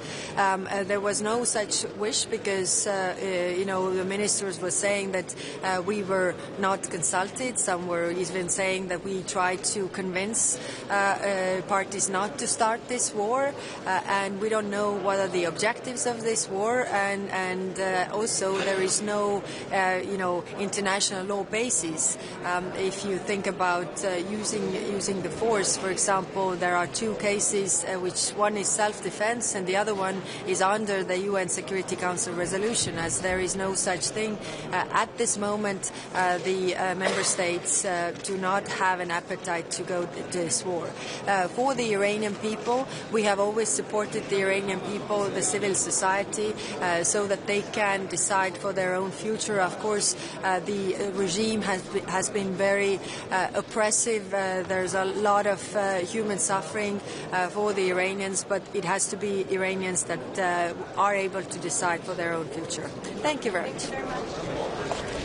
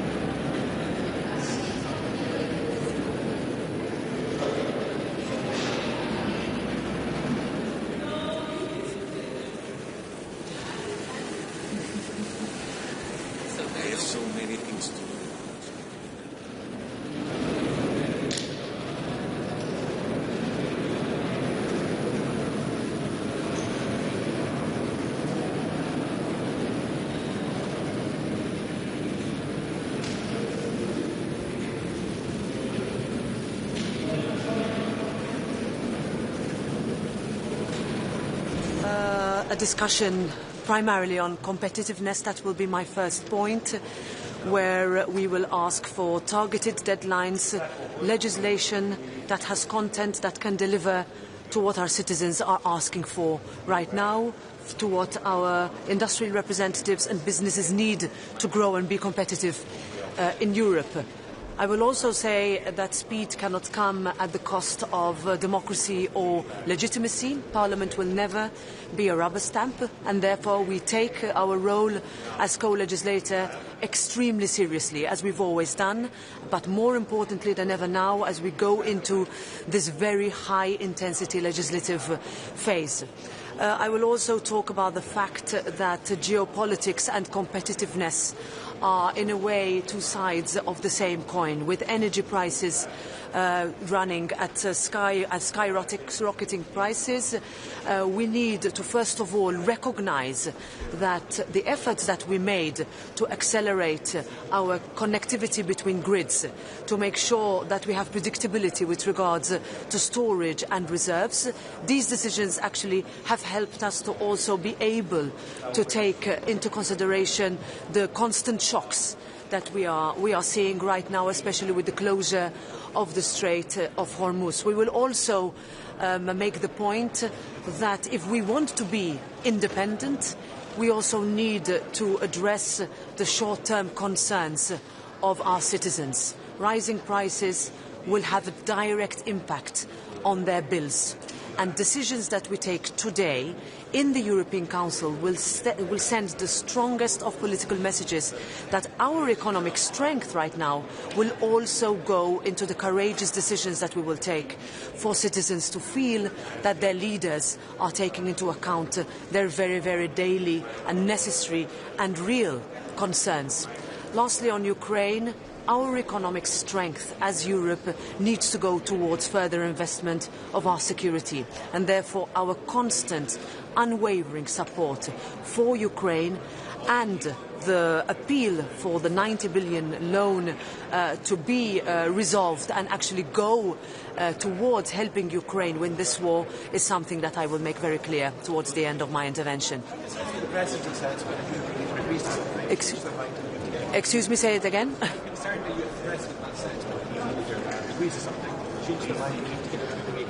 Well, for me it's very clear that if you say that you will commit to something, then that needs to be followed through.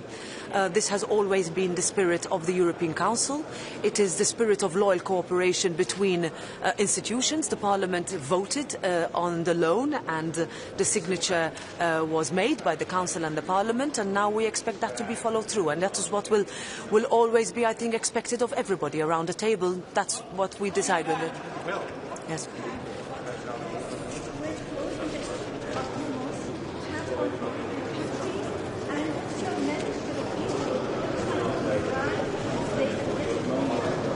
Well, first of all, we will continue to ask for de-escalation.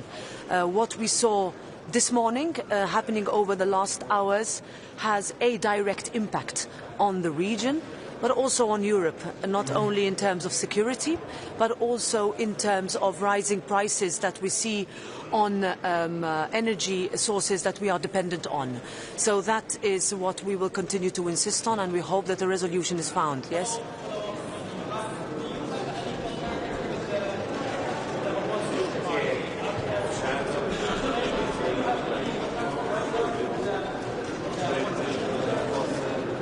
Well, there will be a meeting with opposition leaders in the European Parliament in April. What I can tell you also is that the Parliament led on listing the IRGC as a terrorist organisation in January, and that's why we welcomed the decision by the Council at Foreign Minister level at the time for that to be done. We also want to send a message of full solidarity with the people in Iran that have for 47 years asked for dignity, asked for liberty, asked for their life to be protected, and that is what we will continue to ask for and state for. Thank you very much.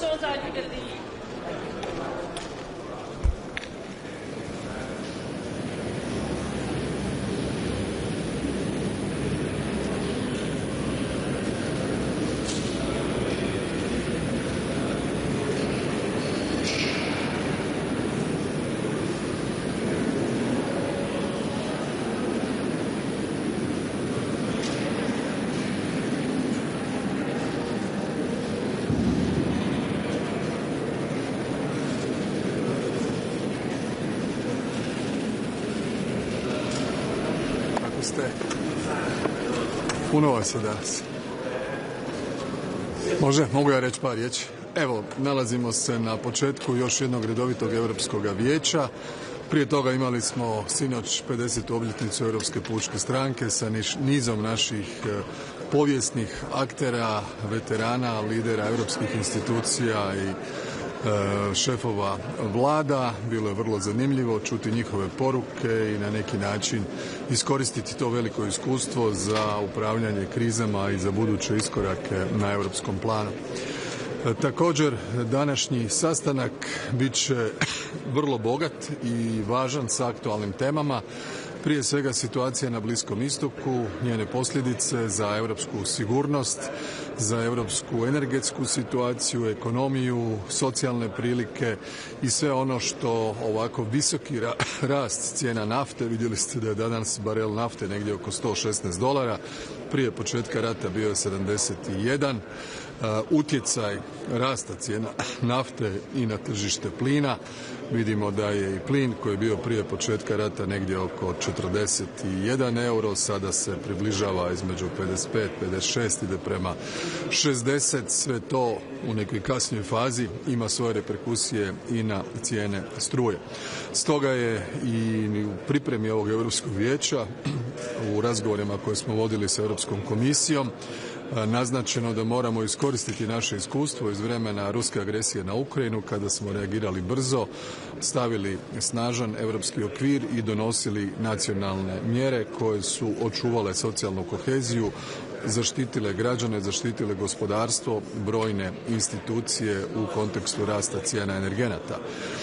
Stoga ćemo danas raspraviti što sve možemo učiniti zajednički na europskoj razini, a što ćemo raditi na nacionalnoj razini. Ja sam već izvijestio jutros kolege o mjerama koje je Vlada Republike Hrvatske poduzela odmah prošlog ponedjeljka i u pogledu smanjenja rasta cijena supera, cijena eurodizela, cijena plavoga dizela, ukapljenog naftnog plina za spremnike za boce. Mislim da smo tu amortizirali ovaj prvi udar. Taj rok od 2 tjedna ističe u ponedjeljak. Mi ćemo u ponedjeljak ponovo održati sjednicu vlade i ponovo reagirati kako bismo ovaj sada više nego očit trend rasta cijena nafte koji bi se prelio na rast cijena derivata ponovo limitirali što je više moguće u cilju zaštite naših građana i normalnog funkcioniranja hrvatskog gospodarstva. Pritom se vodimo sa 2 temeljna načela: osigurati sigurnost opskrbe naftnim derivatima i drugo, osigurati priuštivost cijene. U tom pogledu vidim da su mnoge zemlje krenule tim putem. Evo primjerice, naša odluka bila prije 10 dana, Italija je donijela svoju odluku jučer. Dakle, to govori o ispravnosti i pravovremenosti našega poteza. Budući da bi bez da je ovoga rata na Bliskom istoku bilo, naše mjere isticale one ranije 1. travnja, mi ćemo kao vlada razmotriti na koji način vidjeti s obzirom na planirani rast, da li ćemo mi te mjere produljiti, modificirati. U ovom trenutku i Ministarstvo gospodarstva i sve nadležne službe rade temeljite analize i po povratku u Brisel spremit ćemo se iz Brisela za Zagreb, spremit ćemo se za daljnje odluke. Ostale teme su naravno konkurentnost, situacija sa svim naporima nakon neformalnog vijeća koje je bilo također ovdje u Belgiji prije mjesec dana, kako učiniti europsko gospodarstvo konkurentnim. Cijene energenata je u biti jedna od najvažnijih. Ako su nam energenti skupi ili ako ovisimo previše o uvozu fosilnih goriva, Europa uvozi 90% nafte, skoro 90% plina, 67% ugljena, pa onda ovakva situacija sa zatvorenim hormuškim tjesnacom ima praktički trenutan utjecaj na funkcioniranje cijele ekonomije i gospodarstva i zbog toga mislim da moramo nastaviti tranziciju i energetsku transformaciju na obnovljive izvore energije, smanjivati ovisnost i ulagati upravo u obnovljive izvore energije koji su nam tu naši dostupni i naravno imaju manje ugljičnog otiska. Razgovarat ćemo i o situaciji u Ukrajini. Kao što vidite, situacija je jasna u pogledu stava Mađarske koja nastoji sada onemogućiti već donesenu odluku o zajmu od 90 milijardi eura za Ukrajinu, o kojem smo postigli konsenzus u prosincu, od čega je 60 milijardi za obranu Ukrajine, 30 milijardi za funkcioniranje države u razdoblju 26-27. Razlog bi trebao biti štete koje su nastale u ruskim napadima na naftovod Družba. Ono što je u međuvremenu sasvim jasno, a to je ono što je Hrvatska tvrdila već nekoliko godina, MOL naručuje tankere koji dolaze u Omišalj, njih je 13 naručeno, svi su neruske nafte, od toga ih je 4 do 5 već iskrcano, putem JANAF-a transportirano prema rafinerijama u Sasalambati i u Bratislavi. Ukupna količina nafte koja je otišla otprilike 1,5 milijuna tona u mjesec dana.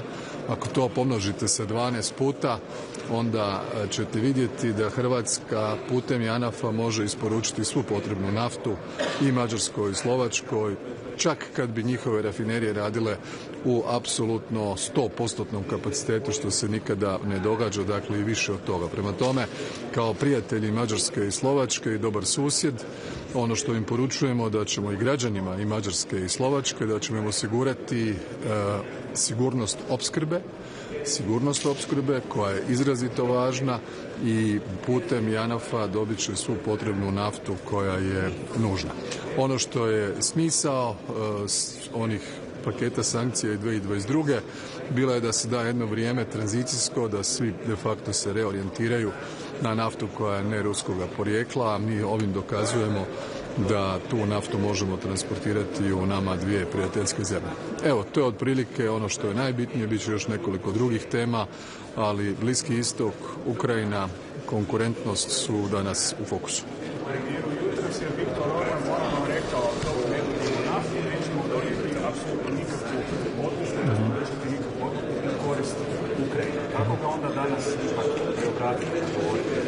Pa vidjet ćemo. Ja slušam tu kampanju, slušam njegove poruke. Ono što je dobro za mađarsku javnost, za europsku javnost, da znaju da Mađarska neće ostati bez nafte. Hrvatska je tu ne kao sekundarni, ne kao alternativni, ne kao nepouzdani, ne kao nefunkcionalni, ne kao skupi transportni pravac, nego kao ako treba i jedini pravac, i pouzdan, i funkcionalan, i siguran, i u pogledu transportne tarife itekako povoljan, koji osigurava Mađarskoj i Slovačkoj da njihove ekonomije funkcioniraju normalno. Dakle, stvar je samo pitanja cijene nafte. Dakle, to je jedino pitanje o kojem se radi i koje vjerojatno svi razumiju više nego dobro.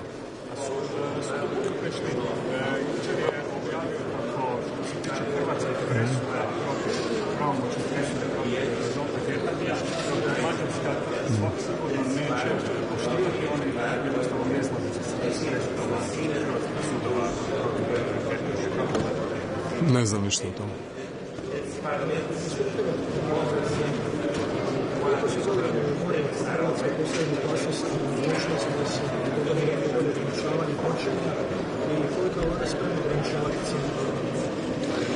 Pa mi smo spremni osiguravati ograničenje cijena dokle god treba. Dakle, nakon ruske agresije na Ukrajinu mislim da je čak bilo 95 odluka vlade u tom kontekstu. Prema tome, to je dokaz da smo tu za građane, za gospodarstvo, za očuvanje socijalne kohezije svih na okupu, pa onda time i rast i razvoj i veći broj radnih mjesta, sve ovo što su postignuća u zadnjih nekoliko godina. Što se tiče opskrbe, u ovom trenutku ima nafte, dakle ona se naručuje i pratimo u vrlo tjesnoj komunikaciji i koordinaciji sa INA-om čitav proces, tako da u ovom trenutku nema nikakvih problema kada je riječ o opskrbi.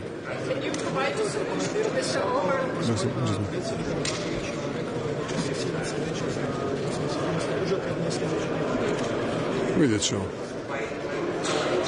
Nije žurba, ovo je samo još jedan rat. Dakle, za razliku od njega, moje inicijative za sastancima Vijeća za nacionalnu sigurnost i Vijeća za obranu dolaze u trenucima kada su velike globalne krize koje imaju utjecaj na nas. Tako je bilo od 24. veljače pismenim putem kada je ruska vojska napravila invaziju na Ukrajinu, pa i tad nije bilo potrebe da se nađemo. Sada imate veliki rat na Bliskom istoku oko kojeg cijeli svijet treperi. Dakle, u ovom trenutku raste cijene nafte na $116 po barelu, za 50% raste cijene plina, rasti će onda cijena plina za sve subjekte, rasti će cijena struje, ali nema veze, ima vremena. Naćemo se kad bude. Dakle, vrlo je bitno da javnost razumije tu poruku. Znači, mi potičemo i iniciramo sastanak kada je stvarno bitno i kada smatramo da postoje razlozi zašto je bilo dobro da se i to tijelo nađe. Ali budući da sastanka neće biti, mi ćemo raditi svoje kao što radimo i do sada, štititi građane i gospodarstvo, pa kad završe izleti, možda sastanka i bude, a možda i mi ne budemo imali vremena u budućnosti. Please. We are already providing. Croatia has its Adriatic pipeline. The oil terminal is on the island of Krk. The pipeline is fully utilized now. It has already received orders from Hungarian oil company MOL for 13 tankers. 4 of those tankers have landed in Croatia. The oil from the tankers has been put in the tanks, later on in the pipeline, and transported to refinery in Sasalombata in Hungary or Bratislava in Slovakia. The capacity so far was 1.5 million tons, which means if you multiple in a month 1.5, multiple 12, it's very easy. It goes beyond 13 million tons, and the current total capacity, if both refineries in Sasalombata and in Bratislava operate every day, full time, their maximum capacity is now around 11 million tons, which means that Croatia can provide energy security and supply of oil to Hungary and Slovakia, even when Druzhba is not functioning. So as a friend, as a neighbor, as someone who wants to partner with our long-standing historic friends, Hungarians and Slovaks, we are here for them, for their citizens, for their economy, to provide them the oil they need. What was the answer, Mr. Orban? I'm sorry? What was the answer, Mr. Orban? You provided Well, everybody, he knows it very well. I mean, he knows that the oil is coming through Croatia to Hungary. It's not a secret. So do you understand why he's then blocking? Of course. So what is the reason? What is the reason? Yeah. The reason is that the European Union has its restrictive measures packages back from 2022 decided to gradually shift from being supplied by Russian fossil fuels, by Russian oil, and turning to other sources of supply. As you may be aware, there is a difference in the price of oil that you buy on the market from somewhere else compared to the one that goes through pipeline only from Russia via Ukraine to Slovakia and Hungary. And the difference in price, they say, it's 30% less. So perhaps this gives you a pretty solid answer where the problem lies. Thank you very much. See you.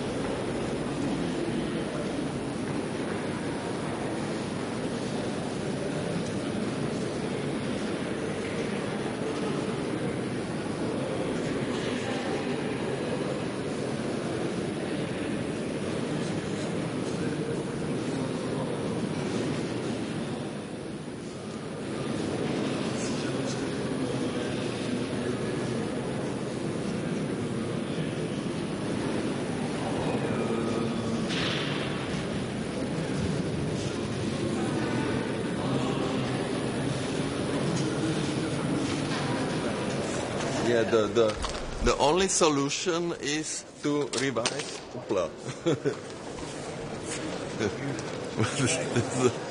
Maybe I can help you. Is to revise the ETS1 system. This is the quickest solution. So we are discussing about competitiveness since Albert Wiesen, and so many proposals, single markets and capital union and energy highways and technologies. But all these measures will take a lot of time. And the only one which we are proposing is to exempt the intensive energetic industry from the ETS1 system. This is the only way. Are you going to convince Mr. Orban to change his mind on Ukraine?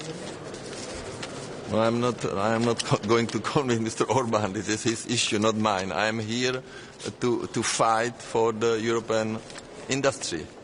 And we are losing time. And it was very funny to hear now at the breakfast about illegal migration that after 10 years, all member states which were welcoming migrants wake up. And they said, we cannot repeat 2015. 10 years already. And now everybody is asking to close borders. So it's very funny to hear it, what we were saying in 2016. Now the other member states have the same opinion. So I hope that it will be not the same situation with energy prices, because we are seeing what is happening in Iran, in Qatar, everywhere, and this is a big problem for Europe. On the ETS, what exactly, what industries exactly do you want to exempt? The free allowances? Yes, accept them from the system of allowances, because the Commission said in 2020 the forecast for the price of ETS1 was in 2030 26.50, and we had in January 87. So the Czech industry paid 13 billion euro for ETS allowances. So this is of course destroying industry, and Draghi report was saying clearly that the metallurgical industry and other industries are losing capacities, and of course they are not in competitiveness against China and the United States. Thank you.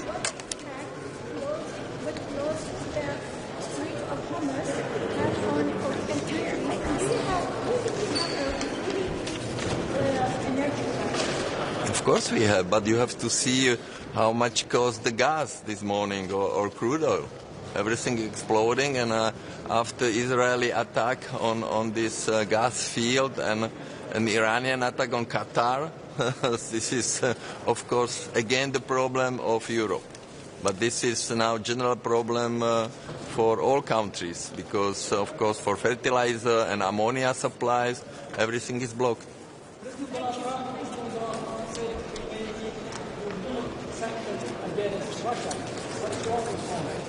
So we have to discuss it within, European Council has to discuss it.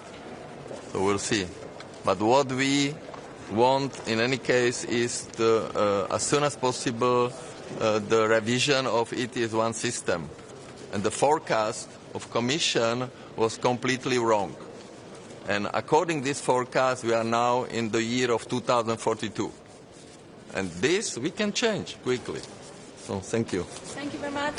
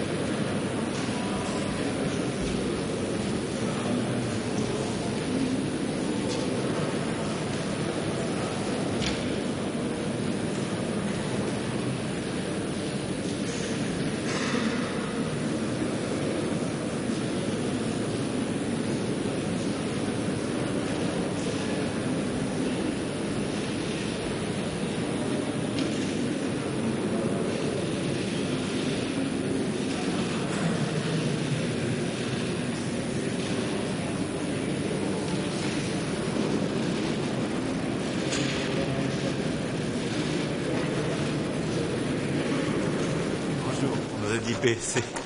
Bonjour, messieurs, dames. Merci beaucoup d'être là.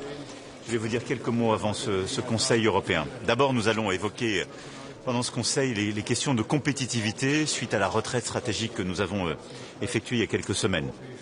Là-dessus, le cap que nous défendons est clair. Les conclusions de ce Conseil sont tout à fait bonnes. Nous voulons plus de simplification, un approfondissement du marché unique européen pour aller plus vite, pour être plus compétitif. Nous voulons plus d'investissements, en particulier en matière d'innovation, de recherche, de technologie. Nous voulons une diversification de nos partenariats qui est nécessaire dans le contexte géopolitique que nous connaissons. Et nous défendons une préférence européenne dans des secteurs stratégiques clés pour protéger justement notre capacité à innover ou les capacités de production que les Européens ont. Le texte reflète ces priorités avec un agenda clair et des résultats dans les semaines et les mois qui viennent. Le deuxième sujet sur lequel je souhaitais insister, c'est la régulation des questions numériques. Comme vous le savez, nous sommes en train de parachever une réforme pour protéger nos enfants, nos adolescents de moins de 15 ans en France. Et il reviendra à la Commission européenne de prendre les dispositions pour pouvoir vérifier l'âge. C'est sa compétence. Nous avons une initiative que plusieurs États membres poursuivent. J'ai pu écrire aussi à la présidente de la Commission à cet égard. Et c'est un point important sur lequel nous avançons à plusieurs. Parlant des questions de régulation des réseaux sociaux, de l'intelligence artificielle, je défendrai dans ces conclusions et lors de cette session aussi la lutte contre les interférences et les manipulations de l'information. Il y a à chaque élection aujourd'hui en Europe des interférences qui troublent les processus électoraux. En ce moment même en Slovénie, le Premier ministre Golob, qui est en train de faire campagne pour avoir un nouveau mandat du peuple slovène, a été victime d'interférences caractérisées, de fausses informations et d'interférences de pays tiers. J'en ai parlé avec lui hier soir et ce matin. Les Européens doivent absolument se mobiliser pour protéger nos démocraties de ces interférences. C'est une nécessité, c'est ce bouclier démocratique dans lequel nous croyons. Nous aurons ensuite l'occasion d'évoquer évidemment la situation en Ukraine, d'abord parce que nous parlerons avec le président Zelensky. Et là-dessus, les choses sont simples. Je voudrais insister sur 2 points. Nous devons d'abord mettre en œuvre le prêt de 90 milliards d'euros qui a été décidé en décembre dernier. C'est une décision qui a été prise par les chefs d'État et de gouvernement. Elle doit être mise en œuvre. Et nous devons accroître nos capacités de production militaire. C'est ce que nous défendons depuis des mois. Nous avons mis les instruments en place parce qu'on sait que nous-mêmes, pour notre sécurité, et les Ukrainiens auront besoin de plus en plus de production européenne dans le contexte actuel. Le troisième sujet que nous évoquerons est évidemment la situation au Moyen-Orient. D'abord par une discussion avec le secrétaire général Guterres, qui nous permettra de revenir aussi sur la situation humanitaire à Gaza, que nous ne devons pas oublier et pour laquelle nous devons rester mobilisés. Et puis nous défendrons évidemment une désescalade, un retour à la stabilité au Moyen-Orient. Je voudrais dire ici qu'hier j'ai eu l'occasion d'échanger avec l'émir du Qatar, qui a été directement frappé et les capacités de production de gaz ont été frappées. Plusieurs autres pays du Golfe ont été frappés pour la première fois sur leur capacité de production, de la même manière que l'Iran avait été frappé le matin.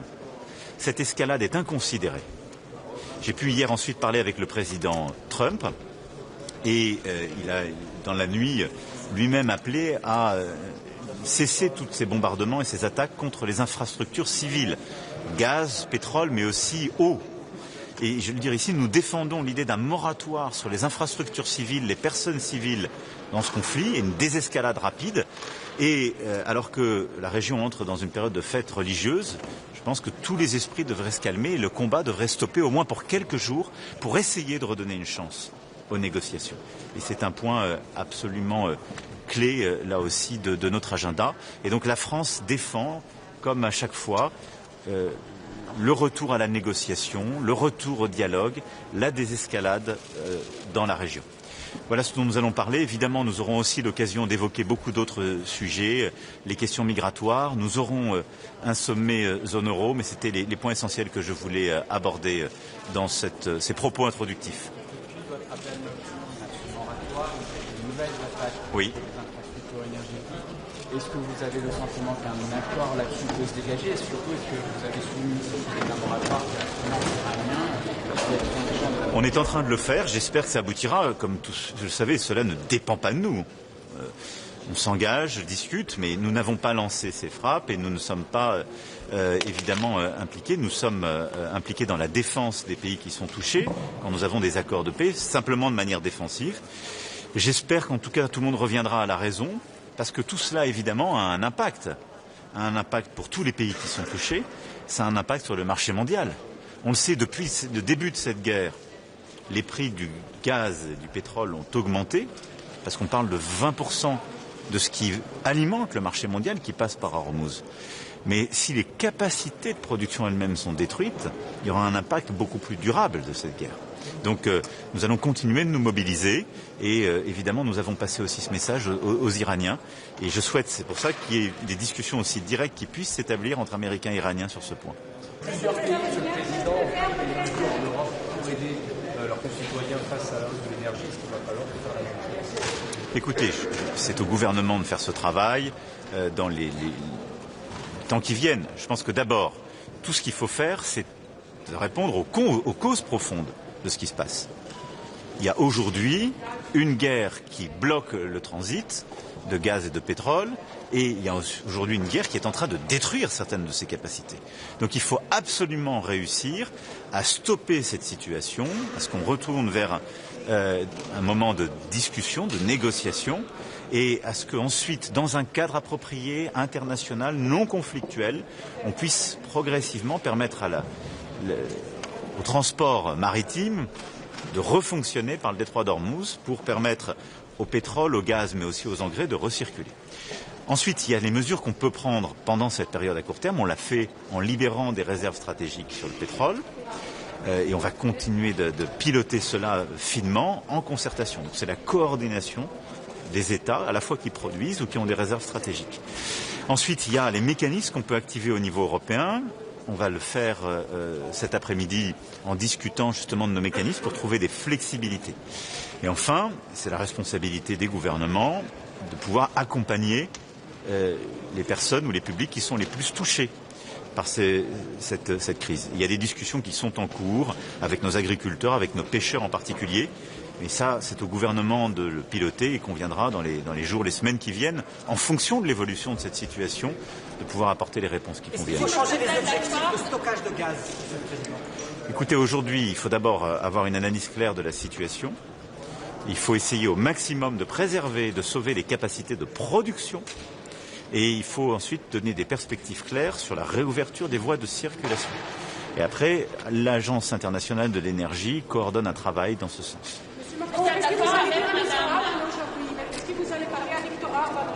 Je parle à chaque fois à Viktor Orban et je souhaite, nous, qu'on avance sur le soutien à l'Ukraine, qui en a besoin, et qu'on tienne notre parole sur les 90 milliards d'euros de prêts. Plusieurs Français ont été arrêtés à Dubaï parce qu'ils ont filmé la guerre. Est-ce que vous avez des nouvelles d'eux et que fait la France? Nous sommes dans une discussion avec les autorités, évidemment sur le plan administratif et judiciaire, pour que leur situation soit réglée. Nous avons lancé les démarches avec notre ambassade et l'ensemble des équipes pour que nos compatriotes, d'abord que la situation soit clarifiée et que nos compatriotes puissent être justement libérés dans les plus brefs délais. Une question sur les municipales en France. Vous avez été accusé par un candidat socialiste à la mairie de Paris d'être intervenu personnellement sur la candidate Sarah Knafo pour qu'elle se désiste. Vous le disiez à démenti ce matin, mais quelle est votre réponse? Écoutez, ces propos n'ont aucun sens. Ils déshonorent un peu la personne qui les dit comme ça à l'emporte-pièce, parce que c'est pas sérieux. Donc non, je ne connais pas Madame Knafo à titre personnel et je n'interviens pas du tout dans ces municipales. La discussion que nous sommes en train d'avoir montre que j'ai largement autre chose à faire. Donc les municipales doivent se tenir dans le cadre le plus respectueux, le plus républicain, mais tout ça est strictement faux et je crois n'est pas à la hauteur.